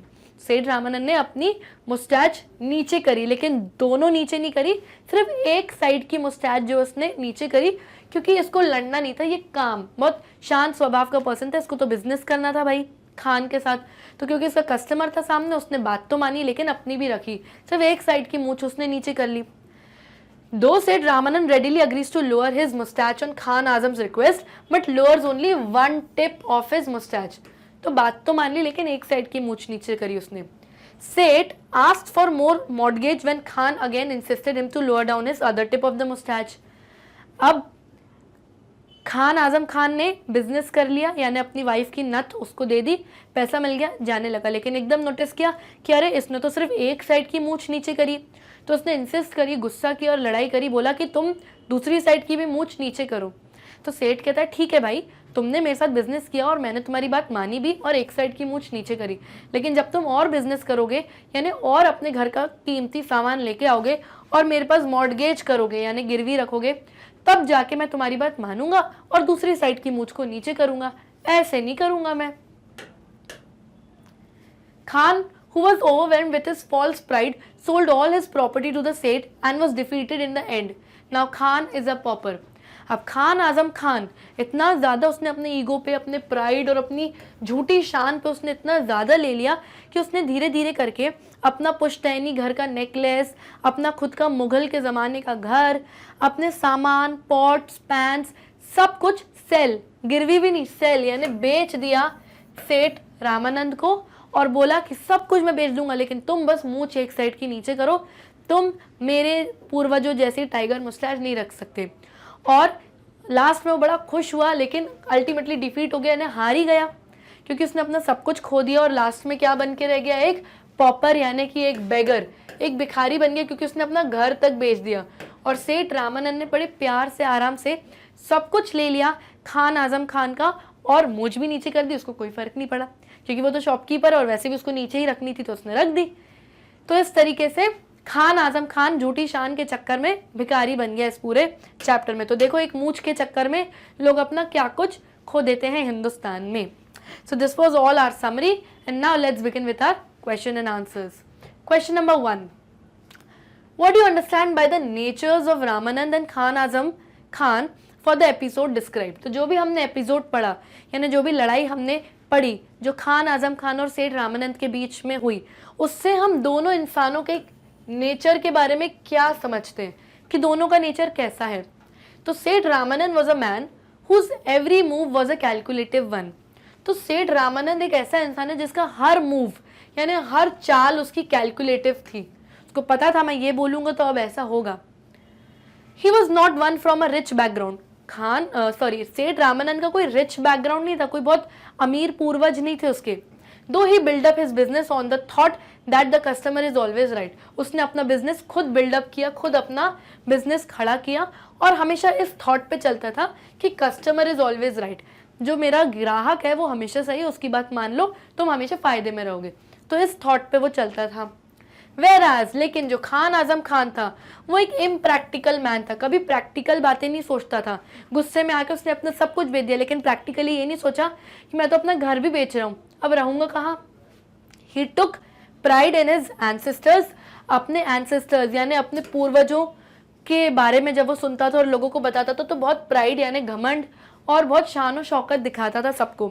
And lived on to it, और उसी हिसाब से रहता था कि टाइगर मुस्टाच रखना, वैसा घमंड, वैसा गुस्सा रखना अपने पूर्वजों जैसा। Therefore due to his false ego he became a pauper in the end, और उसके फॉल्स ईगो यानी झूठी शान और आन के चक्कर में वो एंड में एक पॉपर यानी एक भिखारी बन के रह गया, क्योंकि उसने अपना सब कुछ सेठ रामानंद को बेच दिया, सिर्फ इस शान में कि तुम अपनी मूंछ नीचे करो। उसने तो मूंछ नीचे कर दी, लेकिन उसने अपना घर तक बेच दिया, सब कुछ बेच दिया। तो इस तरीके के थे दोनों इंसान जिनके बारे में हमने पढ़ा। Next question, identify instances in the story that show the business acumen of Ramanand. अब हमको स्टोरी में से इंस्टेंसेस यानी अलग अलग किस्से बताने हैं जिससे हमें ये पता चलेगा कि जो रामानंद था, सेठ रामानंद, वो बिजनेस एक्यूमेन थी, उसके अंदर क्या थी, बिजनेस एक्यूमेन। एक्यूमेन यानी awareness and quick decision making. तो आपको स्टोरी के इंस्टेंसेस से, किस्सों से ये बताना है कि जो सेठ रामानंद थे वो बिजनेस एक्यूमेन टाइप का इंसान था, यानी उसके अंदर क्विक डिसीजन मेकिंग, फटाफट डिसीजन ले लिया, और अवेयरनेस थी, काफ़ी अलर्ट रहता था, काफ़ी अच्छी जजमेंट थी उसकी कि किससे मुझे किस तरीके से बात करनी है। तो हमें कैसे पता चलेगा कि सेठ रामानंद के अंदर ये क्वालिटी थी? So answer is Ramanand was a sharp man who had a great business acumen. Ramanand बहुत शार्प, बहुत क्लेवर, होशियार इंसान था और उसके अंदर बिजनेस एक्यूमेन थी, यानी वो जजमेंटल था कि मुझे किसको कैसे डील करना है, कस्टमर को। He was nothing if he was not friendly. अगर वो फ्रेंडली यानी काम स्वभाव का, खुश मिजाज नहीं होता तो वो कुछ नहीं होता आज, क्योंकि उसने इसी प्यार और इसी दोस्ती के व्यवहार से अपना बिजनेस इतना ग्रो कर लिया है। Having build up his business on the thought that the customer is always right, और उसका हमेशा यही थॉट रहता था कि कस्टमर इज ऑलवेज राइट, यानी ग्राहक हमेशा सही है, और इस वजह से आज उसने बिजनेस में इतना ग्रो कर लिया। When Azam came to him, Ramanand did agree to lower his mustache, gave Azam money against his wife's nose ring. जब खान आजम खान आया और उसने रामानंद को बोला कि अपनी मूंछ नीचे करो, तो उसने एक साइड की मूंछ नीचे भी करी, यानी अपने कस्टमर की बात मानी भी, और उससे बिजनेस भी किया, उसकी वाइफ की नोज रिंग यानी नथ को अपने पास गिरवी रख के। It was wise of Ramanand to turn down his mustache to keep his customer happy. उसने मुस्टैच नीचे करी और अपने कस्टमर आजम खान को हैप्पी यानी खुश किया। However, he saved his pride as well by letting the other mustache up, while made Azam to trade more gold to make him turn down the Ramanand's mustache. लेकिन साथ ही साथ उसने दूसरी मुस्टैच को ऊपर ही रखा, क्योंकि उसको पता था कि ये मुझसे बोलेगा कि दूसरी साइड की मुस्टैच भी नीचे करो, लेकिन मुझे तो अभी आगे और बिजनेस करना था, उससे प्रॉफिट लेना था। तो उसने टैक्टफुली, जजमेंटल तरीके से ऐसा गेम खेला कि उसने पूरी चीज़ें उससे मंगवाई, उसके घर की गोल्ड, इनफैक्ट उसका घर तक उसने खरीद लिया। तो उसने कस्टमर को खुश भी किया और बिजनेस भी किया। The whole game did save the honor of Azam, to which he lived, but it actually made him a pauper. तो जो पूरा गेम खेला सेठ रामानंद ने, उसने आजम खान के ऑनर यानी उसकी रिस्पेक्ट, उसकी शान मान को तो बचा लिया, लेकिन आखिरी में अंत में वो एक पॉपर यानी कि एक भिखारी, एक बेगर बन के रह गया। While Ramanand gained taking advantage of Azam's foolishness, लेकिन रामानंद ने बहुत एडवांटेज, बहुत बेनिफिट गेन किया, बहुत बेनिफिट पाया आजम की फूलिशनेस यानी बेवकूफियों की वजह से। Okay, next question, both Ramanand and Azam Khan seem to have very fixed views. अब चाहे आप रामानंद की बात करो या आजम खान की बात करो, दोनों के जो व्यूज थे, जो दोनों के विचार थे, काफी फिक्स्ड थे, फिक्स्ड विचार, अपने विचारों पे थे वो लोग। How does Ramanand score over Azam Khan towards the end of the story. लेकिन जब स्टोरी का एंड हुआ तो रामानंद ने आजम खान के ओवर स्कोर किया, लेकिन रामानंद एंड में जीत गया आजम खान से स्टोरी के एंड में। कैसे? So the answer is Ramanand was a money minded man who would agree to his customer. Ramanand एक शॉपकीपर था और एक मनी माइंडेड मैन था। उसको बहुत अच्छे से पता था कि पैसा कैसे कमाना है, अपने कस्टमर की बात को एग्री करके, यानी कि उनकी बात को मान के। However, Azam was a man who lived by his worn out pride. Azam एक ऐसा इंसान था जो अपनी प्राइड में, शानो शौकत में रहता था, जो worn आउट हो चुकी है। यानी वो शानो शौकत उसके दादा परदादाओं की थी, लेकिन वो उसको अभी तक खींच के चल रहा है, जबकि उसके पास कुछ नहीं है। Tracing his ancestors that his father was a sultan. उसके मन में सिर्फ ये प्राइड, ये घमंड था कि जो मेरे फादर थे वो एक सुल्तान थे, तो बस मेरे से भी सब वैसा ही ट्रीट करें। He was determined that only a man who is associated with a royal house can have a tiger mustache. Khan का ये थॉट था कि जो रॉयल फैमिली से एसोसिएटेड है, यानी जुड़ा हुआ है, सिर्फ वही टाइगर मुस्टैच रख सकता है। And a money lender is suppose to have a goat mustache. और सेठ रामानंद जैसा मनी लेंडर, यानी ब्याज पे पैसे देने वाला इंसान, सिर्फ और सिर्फ गोट मुस्टैच रख सकता है। Ramanand did agree to Azam every time. Ramanand ने हर बार आजम खान की बात मानी, अपनी एक साइड की मुस्टैच नीचे रख के, लेकिन दूसरी साइड की मुस्टैच ऊपर रख के, and turn the tip of his moustache down to keep his customer happy. और आजम खान को, जो कि उसका कस्टमर था, उसको उसने खुश भी रखा। while raising the other end to tempt him to return with another possessions to bargain। लेकिन साथ ही साथ एक साइड की मूछ नीचे करके उसने दूसरी साइड की ऊपर ही रखी, ताकि खान आजम खान को गुस्सा आए, वो उससे बोले कि नीचे कर दूसरी साइड की मुस्टैच, और जब वो नहीं करेगा तो वो उससे बोलेगा ठीक है मैं कर दूंगा, और सामान लेके आओ, मेरे पास मॉर्टगेज करो, बेचो मुझे, तो मैं नीचे कर दूंगा। तो उसने एक साइड की मूछ नीचे करके कस्टमर को खुश भी करा, और दूसरी साइड की मूछ ऊपर रख के अपना बिजनेस भी कंटिन्यू रखा खान आजम खान से। फूलिश तो खान आजम खान निकला। Stubborn they both were in their trading and pride. दोनों ही, चाहे खान या चाहे सेठ रामानंद, दोनों ही स्टबन थे, यानी बहुत ज्यादा चिड़ंकू थे और बहुत ज्यादा मतलब गुस्सेल थे अपनी ट्रेडिंग में, यानी अपने बिजनेस के लेके, और अपनी प्राइड, अपनी शान और शौकत को लेके। It help Ramanand to gain. पर इस पूरे एपिसोड में रामानंद को गेन हुआ, यानी बेनिफिट हुआ, while Azam became a pauper. लेकिन आजम आखिरी में क्या बन गया? पॉपर, एक भिखारी बन के रह गया, to satisfy his false pride, क्योंकि उसको अपनी झूठी शान को सेटिस्फाई किया खान ने, और आखिरी में भिखारी बन गया। तो दोनों ही स्टबन तो थे, लेकिन एक ने बेनिफिट पाया और एक आखिरी में पॉपर यानी भिखारी बन गया। जो सबसे सही ऑप्शन या करेक्ट ऑप्शन होता है उस पर आपको लगाना रहता है एक टिक मार्क। ओके, तो क्वेश्चन नंबर 1 देखते हैं। Who is the author of the story a pair of mustachios? तो ये जो आपकी स्टोरी है जिसका नाम है पेयर ऑफ मुस्टैचोज, उसके ऑथर या राइटर कौन है, किसने लिखा है चैप्टर?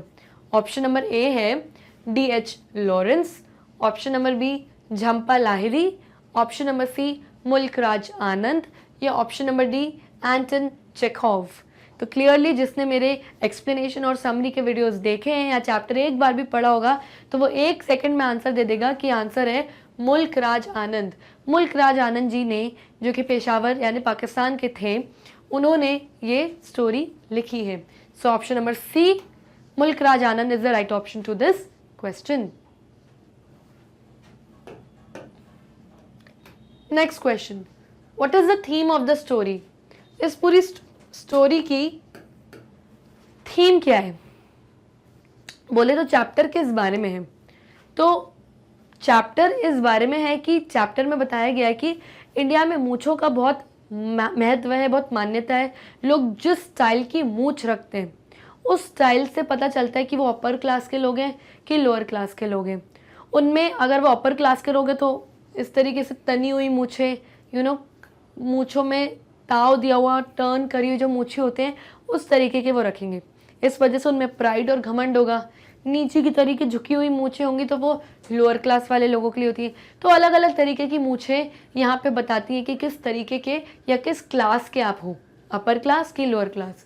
तो थीम क्या है स्टोरी की? तो ऑप्शंस है ए प्राइड एंड क्लास, किस तरीके की आपकी मूछ है उस हिसाब से आपके अंदर प्राइड या घमंड आएगा। मूछों से पता चलेगा कि आप किस क्लास के हो, अपर क्लास की lower class. Option B traditions, अगर आप हाई क्लास के हो तो आपके ट्रेडिशंस, रीति रिवाज उस हिसाब से होंगे। अगर आप लो क्लास के हो, लोअर क्लास के हो, मूछें आपकी नीचे की तरफ है, तो आपके ट्रेडिशंस, रीति रिवाज उस अकॉर्डिंग होंगे। ऑप्शन सी फ्रीडम, फ्रीडम बोले तो आज़ादी। अगर आप हाई क्लास के लोग हो तो आपके अंदर आपको बहुत सारे फ्रीडम या आज़ादी रहेगी, जो करना चाहो वो सब करने की। अगर आप लोअर क्लास के हो, आपकी मूछें नीचे की तरफ हैं, तो आपको कई सारे आपके राइट्स या हक आपको नहीं दिए जाएंगे सोसाइटी द्वारा, या फ्रीडम या आपको आज़ादी नहीं मिलेगी कुछ चीज़ों को करने के लिए, डिपेंडिंग अपॉन हाई क्लास या लो क्लास। और वो कैसे पता चलता है? मूछों से। Option number D all of the above, ऊपर दिए गए सारे option. So yes, option number D all of the above is the right option, क्योंकि यही जो है ये पूरी थीम है आपके चैप्टर की, इसी बेसिस पे पूरा चैप्टर चलेगा आपका। So option number D all of the above is the right option to this question.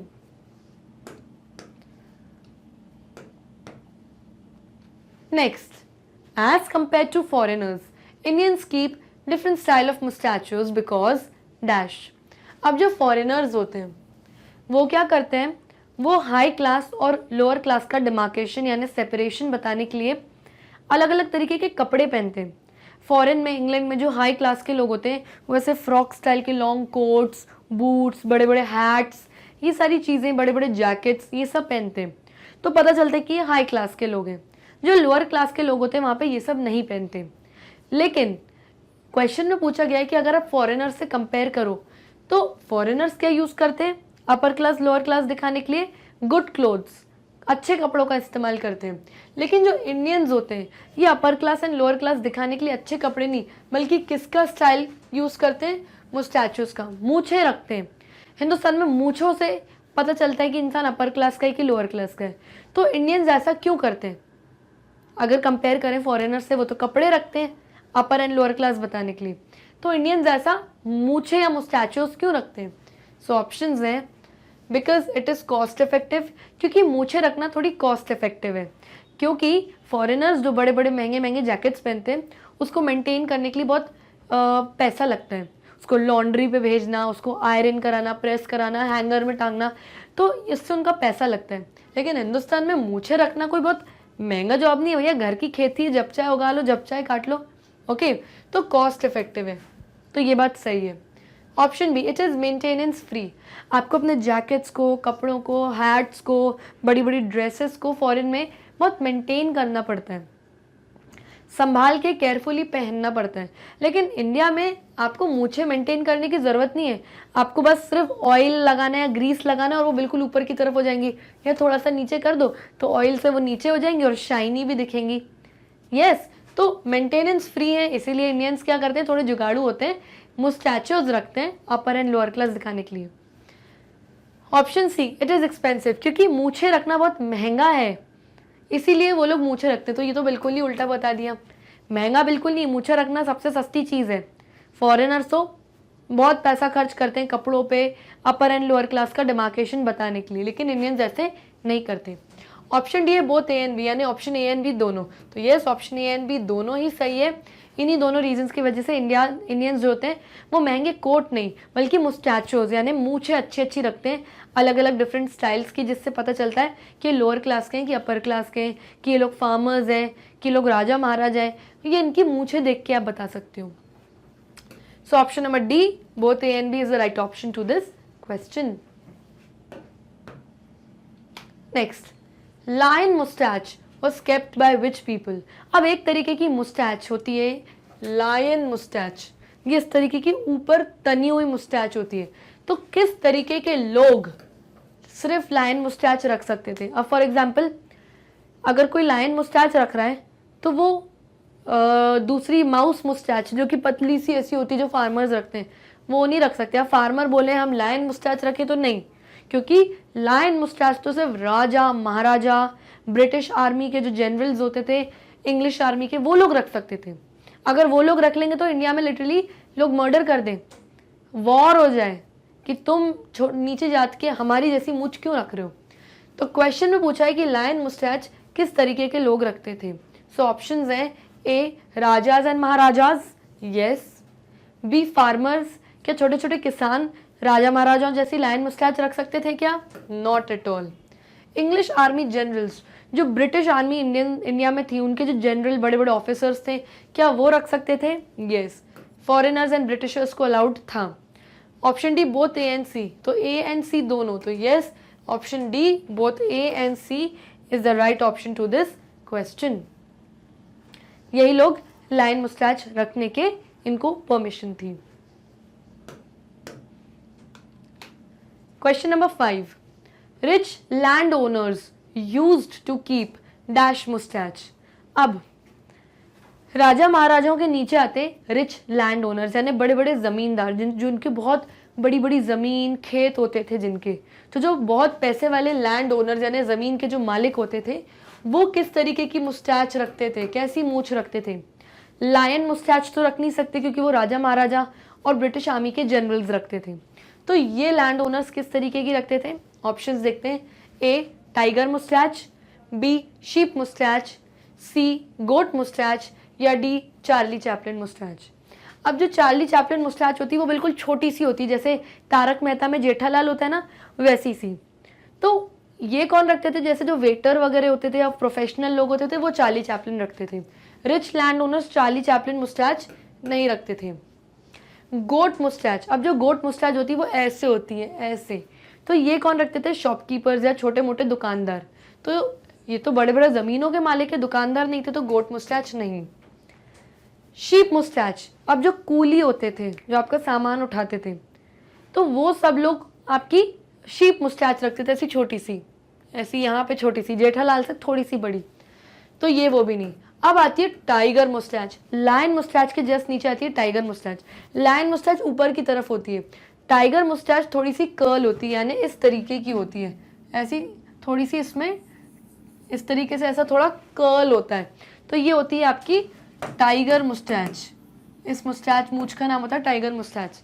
तो जो महंगे बड़े बड़े पैसे वाले लैंड ओनर्स होते थे वो टाइगर मुस्टैच रखते थे, which is option number A. So option number A is the right option to this question. Next, in the beginning of the story, Seth Ramanand, a shopkeeper, used to keep dash mustache. अब जब story शुरू होती है, start होती है beginning में, तो एक कैरेक्टर बताया गया है स्टोरी में जिसका नाम है सेठ रामानंद। अब सेठ रामानंद कौन था, एक शॉपकीपर था। क्या था, शॉपकीपर, ग्रोसर, दुकानदार था। तो जब स्टोरी स्टार्ट हुई थी, एंड की नहीं, जब स्टार्ट हुई थी तब की बात कर रहे हैं, तब ये सेठ रामानंद किस तरीके की मुस्टैच रखा करता था। अब क्योंकि शॉपकीपर है उसको रखनी कौन सी चाहिए थी, गोट मुस्टैच, क्योंकि गोट मुस्टैच कौन रखता है, शॉपकीपर्स। ठीक है, लेकिन वो गोट मुस्टैच नहीं रखता था। इसने थोड़ा बहुत पैसा कमा लिया था और लोगों को मनी लेंड करता था, यानी आप अपना कोई सामान गिरवी रख के जाओ तो आपको उसके बदले आप पैसा ले लो मुझसे।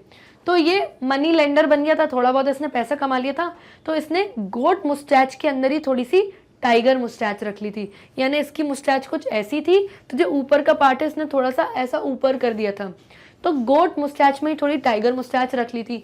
तो जब चैप्टर स्टार्ट हुआ था तो सेठ रामानंद जो कि एक शॉपकीपर था जिसको गोट मुस्टैच रखनी चाहिए थी, कुछ टाइम के बाद, थोड़ा पैसा कमाने के बाद इसने क्या रखना स्टार्ट कर दी, टाइगर मुस्टैच।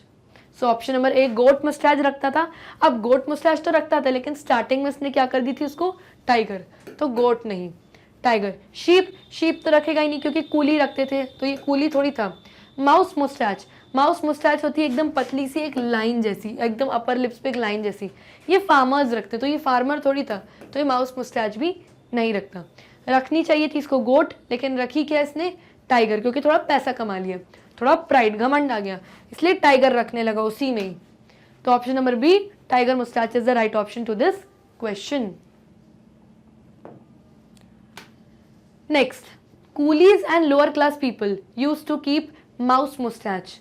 अब जो कूली थे या जो लोअर क्लास के लोग थे वो माउस मुस्टैच रखा करते थे, एकदम पतली सी, जो एकदम अपर लिप्स पे एकदम पतली सी होती है वो। तो ऑप्शंस है ट्रू, क्या ये बात सही है, फॉल्स, नहीं ये स्टेटमेंट गलत है। ऑप्शन सी मे बी, हो सकता है, या ऑप्शन डी कांट से, कह नहीं सकते, रखते थे कि नहीं।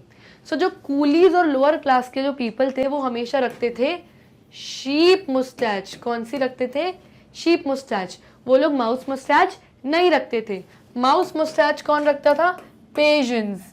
पेजेंस यानी कि पेजेंट्स का मीनिंग होता है फार्मर्स, जो किसान होते थे वो माउस मुस्टैच रखते थे। तो Coolidge and land lower class के जो लोग थे वो शीप मुस्टैच रखते थे, और माउस मुस्टैच पेजेंट्स यानी कि फार्मर्स रखते थे। दैट मीन्स ये जो स्टेटमेंट है ये फॉल्स है, ये गलत है। कूली और लोअर क्लास के लोग माउस मुस्टैच नहीं रखते थे। दिस स्टेटमेंट इज फॉल्स, ये स्टेटमेंट गलत है, which means option number B is the right option to this question. Next, why did Khan Azam Khan go to money lenders shop? जो खान आजम खान था वो मनी लेंडर की शॉप में क्यों गया था? अब ये मनी लेंडर कौन है? ये मनी लेंडर है सेठ रामानंद। वो एक दुकानदार तो था ही था और मनी लेंडर भी हो गया था, यानी आप उसके पास कोई भी चीज़ गिरवी रख के चले जाओ और उसके बदले वो आपको पैसा देगा आपके काम के लिए। तो जो खान आजम खान था वो मनी लेंडर यानी रामानंद की शॉप पर क्यों गया था? Options A, to buy something, क्या उसको कुछ खरीदना था। Option B, to meet him, बस वो ऐसे ही उससे मिलने चला गया था। Option C, to pawn his wife's gold nose ring. Pawn का मतलब क्या होता है? गिरवी रखना। तो वो अपनी बीवी की नोज रिंग यानी नाक की जो पहनने वाली गोल्ड की नथ होती है, क्या वो उसको गिरवी रखने गया था और उसके बदले कुछ पैसे मांगने गया था? ये option number D, none of the above, ऊपर दिए गए कोई भी ऑप्शन नहीं। तो वो कुछ खरीदने नहीं गया था, क्योंकि उसके पास सब कुछ था, उसको कुछ खरीदने नहीं गया था। और खान आजम खान का कोई रामानंद फ्रेंड या कोई मित्र तो था नहीं जो उससे मिलने जाए, तो वो मिलने भी नहीं गया था। वो था एक मनी लेंडर यानी जिसके पास आप कुछ चीज़ गिरवी रख के जाओ और उसके बदले में वो आपको पैसा देगा। तो यस, वो अपनी वाइफ की गोल्ड की नोज रिंग यानी गोल्ड की नथ को गिरवी रखने गया था जिससे कि उसको कुछ पैसे मिल पाए। तो option number C is the right option to this question. None of the above हो नहीं सकता क्योंकि हमें हमारा आंसर मिल गया which is option number C. Next, what did Azam want Ramanand to do? Azam जो था यानी खान आजम खान, वो क्या चाहता था कि रामानंद तुम ऐसा करो? वो ऐसी क्या चीज़ थी? अब जो रामानंद है वो एक शॉपकीपर था, यानी उसको रखनी चाहिए थी गोट मुस्टैच, लेकिन अब वो मनी लेंडर भी बन गया था, लोगों को गिरवी सामान गिरवी पे पैसे भी देने लग गया था, थोड़ा उसके अंदर प्राइड घमंड आ गया था। तो उसने उसी गोट मुस्टैच में थोड़ी मुस्टैच को ऊपर कर दी, थोड़ी टाइगर मुस्टैच जैसी बना ली। अब खान आजम खान अपने आप को कहता था कि मेरे जो पूर्वज थे वो मुगलों के ज़माने के नोबल मैन थे, यानी बहुत बड़े हाई रैंक के लोग थे, तो अब हम लोग टाइगर मुस्टैच रखेंगे। तो ये खान आजम खान टाइगर मुस्टैच रखता था। जब आजम खान ने देखा कि रामानंद एक शॉपकीपर है और मेरे जैसी टाइगर मुस्टैच रख रहे, तो ये तो गलत है, तो इसीलिए वो चाहता था कि तुम अपने साइड की दोनों मूंछों की जो टिप्स हैं, जो कोने हैं, उसको क्या कर दो, नीचे करो, क्योंकि तुम एक शॉपकीपर हो। सो ऑप्शंस हैं A, to turn his tips of moustaches down, वो चाहता था कि जो टिप हैं, जो कोने अपनी मुस्टैच के तुम डाउन कर दो, नीचे करो, क्योंकि तुम गोट मुस्टैच रखोगे, टाइगर मुस्टैच नहीं रखोगे। तो फर्स्ट ऑप्शन में ही हमें हमारा आंसर मिल गया है। आगे दूसरे ऑप्शन देखते हैं। To sell him latest clothes, Khan Azam Khan चाहता था कि रामानंद उसको लेटेस्ट नए फैशन के कपड़े बेचे। अब रामानंद मनी लेंडर था भाई और ग्रोसर शॉपकीपर था, उसके यहाँ दाल अनाज सब्जी ये सब मिलता था, कपड़े थोड़ी बेचता था, तो ये ऑप्शन तो बिल्कुल गलत है। To give him money in good faith, Khan Azam Khan चाहता था कि रामानंद उसको पैसे गुड फेथ में दे दे, यानी वो कुछ गिरवी ना रखे रामानंद के पास, ऐसे गुड फेथ में भरोसे के बेसिस पे थोड़ा पैसा दे दे। तो वो ऐसा चाहता था, तो ऐसा तो हो नहीं सकता था क्योंकि भाई वो तो मनी लेंडर है, आपको मनी लेंड या पैसा गिरवी तभी देगा जब आप उसके पास कुछ गिरवी रखोगे, तो ऐसा भी नहीं था। वो ले गया था अपनी वाइफ का गोल्ड का नोज रिंग ले गया था। ऑल ऑफ द अबव हो नहीं सकता क्योंकि हमें हमारा आंसर मिल गया है which is option number A. Next, what did Azam Khan claim himself, Azam Khan क्या क्लेम करता था अपने बारे में, यानी आजम खान क्या दावा करता था कि मैं ये हूं या मेरे पूर्वज ऐसे हैं। सो ऑप्शंस हैं ए, एन एंशिएंट ऑफिसर, वो अपने लिए बोलता था कि मेरे जो पूर्वज हैं या जो मैं हूँ, मैं एंशिएंट पुराने ज़माने का कोई ऑफिसर हूँ, कोई बहुत हाई रैंकिंग ऑफिसर हूँ, तो ऐसा अपने लिए उसने कभी नहीं बोला। Be a very rich man, वो कहता था मैं तो बहुत अमीर आदमी हूँ। वो ऐसा बिल्कुल नहीं कहता था, क्यों? क्योंकि वो तो एक टूटे फूटे घर में रहता था जिसमें थोड़े बहुत पुरानी एंटीक चीज़ें रहती थी, और आज की डेट में उसके पास एक टुकड़ा लैंड या ज़मीन का एक टुकड़ा भी नहीं था, पैसे भी नहीं थे। तभी पैसों की ज़रूरत जब उससे आई तो वो रामानंद की दुकान पे गया था अपनी वाइफ का नोज का गोल्ड नोज रिंग गिरवी रखने के लिए। तो वो रिच मैन तो था भी नहीं और ऐसा बोलता भी नहीं था। सी a descent from ancient Afghan family whose people were noblemen in the court of Mughals। वो अपने लिए कहता था कि मैं डिसेंट हूँ, यानी कि मैं क्या हूँ, यानी जो मेरे पूर्वज थे, जो मेरे एंसेस्टर्स थे, वो एंशियंट अफगान फैमिली के थे, यानी बहुत पुराने ज़माने में अफगानियों की फैमिली के थे मेरे पूर्वज, और पुराने ज़माने की बात है। और वो लोग मुग़लों के कोर्ट में, जो मुग़ल्स थे उनके कोर्ट में, उनके दरबार में नोबलमैन थे, यानी हाई रैंकिंग ऑफिसर्स थे मेरे दादा पर दादा, जो मेरे एंसेस्टर्स यानी पूर्वज थे। और मैं उन्हीं का डिसेंट हूँ, यानी मैं उन्हीं का वंशज हूँ, यानी उनके ही खानदान का वंश हूँ मैं। तो वो ये बोलता था डेफिनेटली अपने बारे में, और यही अपने बारे में वो दावा करता था। लेकिन गांव के दूसरे लोग इसके लिए क्या बोलते थे कि अरे नहीं नहीं, ये तो इम्पोस्टर है, ये तो झूठा है, ये ढोंगी व्यक्ति है। कौन? खान आजम खान। इसके पूर्वज कोई नोबलमैन नहीं थे मुगल्स के कोर्ट के, बल्कि स्वीपर्स यानी चपरासी हुआ करते थे। लेकिन खान आजम खान अपने लिए यही क्लेम करता था, यही दावा करता था कि मेरे पूर्वज तो मुगल्स के कोर्ट के नोबलमैन यानी हाई रैंकिंग ऑफिसर्स थे। Option number D, not mentioned in the story. इस क्वेश्चन का आंसर स्टोरी में मेंशन्ड ही नहीं है, तो ऐसा बिल्कुल भी नहीं है, बिल्कुल ऐसा मेंशन्ड किया गया है और हमें हमारा आंसर मिल गया है, which is option number C. Next, what were the possessions that Azam Khan was ready to lose to Ramanand. अब खान आजम खान ने रामानंद से बोला था कि तुम अपनी मुस्टैच के दोनों टिप्स नीचे करो, तभी मुझे शांति मिलेगी, क्योंकि तुम एक गोट मुस्टैच हो। अब रामानंद बहुत क्लेवर था। रामानंद ने सोचा भाई खान आजम खान जो है वो मेरा कस्टमर है, कस्टमर मतलब भगवान बराबर, भगवान की बात मान लो, क्योंकि इससे पैसा ही मिल रहा है, इससे मैं कुछ कमा रहा हूँ, मुझे बेनिफिट भी हो रहा है। तो रामानंद ने खान आजम खान से कोई लड़ाई नहीं करी थी, बल्कि उससे क्या किया था, बहुत कामली उसने एक साइड की मूंछ के टिप को नीचे कर दिया और दूसरे साइड से उससे गोल्ड नोज रिंग ले ली और उसको पैसा दे दिया रामानंद ने। लेकिन जब खान आजम खान पैसा लेके जा रहा था तो उसने पीछे मुड़ा और नोटिस किया कि अरे इसने तो एक साइड की ही टिप नीचे करी है, दूसरी साइड की टिप इसकी मूंछ की अब भी ऊपर है। तो वो वापस आता है और कहता है कि तुम दूसरे साइड की भी मूंछ की टिप नीचे करो। तो रामानंद कहता है तुम मेरे कस्टमर हो भाई, तुमने मुझे बोला कि मूंछ की टिप जो है नीचे करो, मैंने कर दी।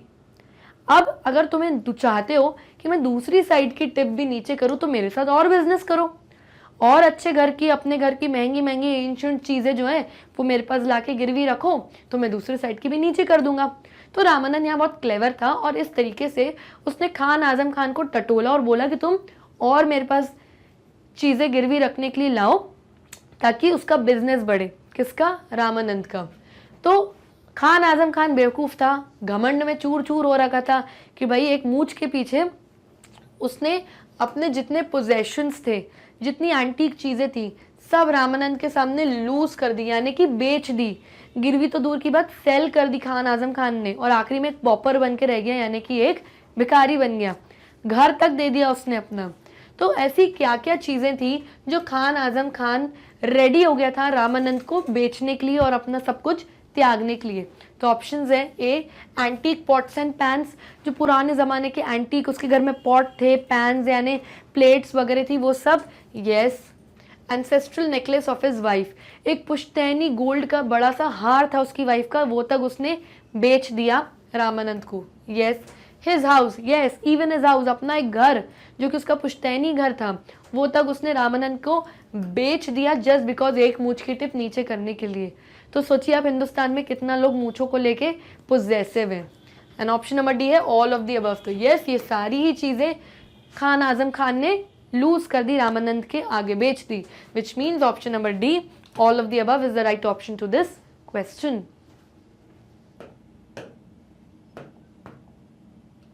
Next, what was the petition signed by Azam Khan. अब क्योंकि खान आजम खान और रामानंद के बीच में काफ़ी बहस, काफ़ी डिस्कशन हो रहा था मूंछ को लेके, तो पास में ही क्या हुआ कि जो गांव के 5 बड़े एल्डर्स यानी गांव के जो पंच होते हैं वो आए, उन्होंने आपस में डिसाइड किया कि एक पेटिशन यानी कि एक एग्रीमेंट आपस में साइन कर लो कि भाई खान आजम खान ने बोला कि इसने मुझे बोला सारे सामान लाके दे दो तो मैं अपनी मूंछ नीचे कर दूंगा। अगर क्या हुआ कि मैंने सब लाके दे दिया और तब भी इसने अपनी मूंछ नीचे नहीं करी तो गांव के जो पंच यानी 5 एल्डर्स थे उन्होंने कहा कि ठीक है, एक काम करते हैं कि एक पेटिशन, एक एग्रीमेंट साइन कर लो तुम लोग, जिसमें लिखित रहेगा और हम उसमें आई विटनेस रहेंगे कि अगर तुमने सब लाके दे दिया और इसने अगर नीचे नहीं करी तो फिर हम इसको दंड देंगे यानी पनिश करेंगे। तो सही रहेगा, एग्रीमेंट साइन हो जाएगा, फिर वो कभी भी ऊपर नहीं करेगा तुम्हारे जैसे टाइगर मुस्टैच से। तो क्या पेटिशन साइन करा था खान आजम खान ने रामानंद के साथ? तो ऑप्शंस हैं, A to transfer all his household goods to Ramanand. Petition यानी एग्रीमेंट में ये था कि वो अपने घर के सारे गुड्स, सामान, एंटीक चीजें सब किसको बेच देगा, दे देगा रामानंद को, और तब रामानंद अपनी एक साइड की जो टिप है मूंछ की वो नीचे करेगा। तो यस, डेफिनेटली यही था वो एग्रीमेंट। दूसरे ऑप्शन देखते हैं, to transfer all his goods to poor people. वो सब कुछ अपने घर के गुड्स, सामान वगैरह आजम खान जो है पुअर पीपल यानी गरीब लोगों को चैरिटी में दे देगा। तो ऐसा बिल्कुल नहीं किया उसने, वो तो रामानंद को देना चाहता था जस्ट बिकॉज उसको मूंछ की जो टिप है, जो कोना है, वो नीचे करवाना था उससे। टू लीव द विलेज, उसने पेटिशन में साइन करा कि मैं गांव छोड़ के चला जाऊंगा। नहीं भाई, गांव छोड़ के वो कहाँ जाएगा, ऐसा कुछ नहीं था। नन ऑफ द अबव यानी ऊपर दिए गए ऑप्शंस में से कोई भी नहीं, तो ये ऑप्शन तो बिल्कुल भी नहीं है। क्यों? क्योंकि हमें हमारा आंसर मिल गया है which is option number A. Next, who was the I witness of the petition. अब जो पेटिशन यानी एग्रीमेंट साइन हुआ था आजम खान और रामानंद के बीच में, उसका आई विटनेस यानी आंखों देखा गवाह कौन था?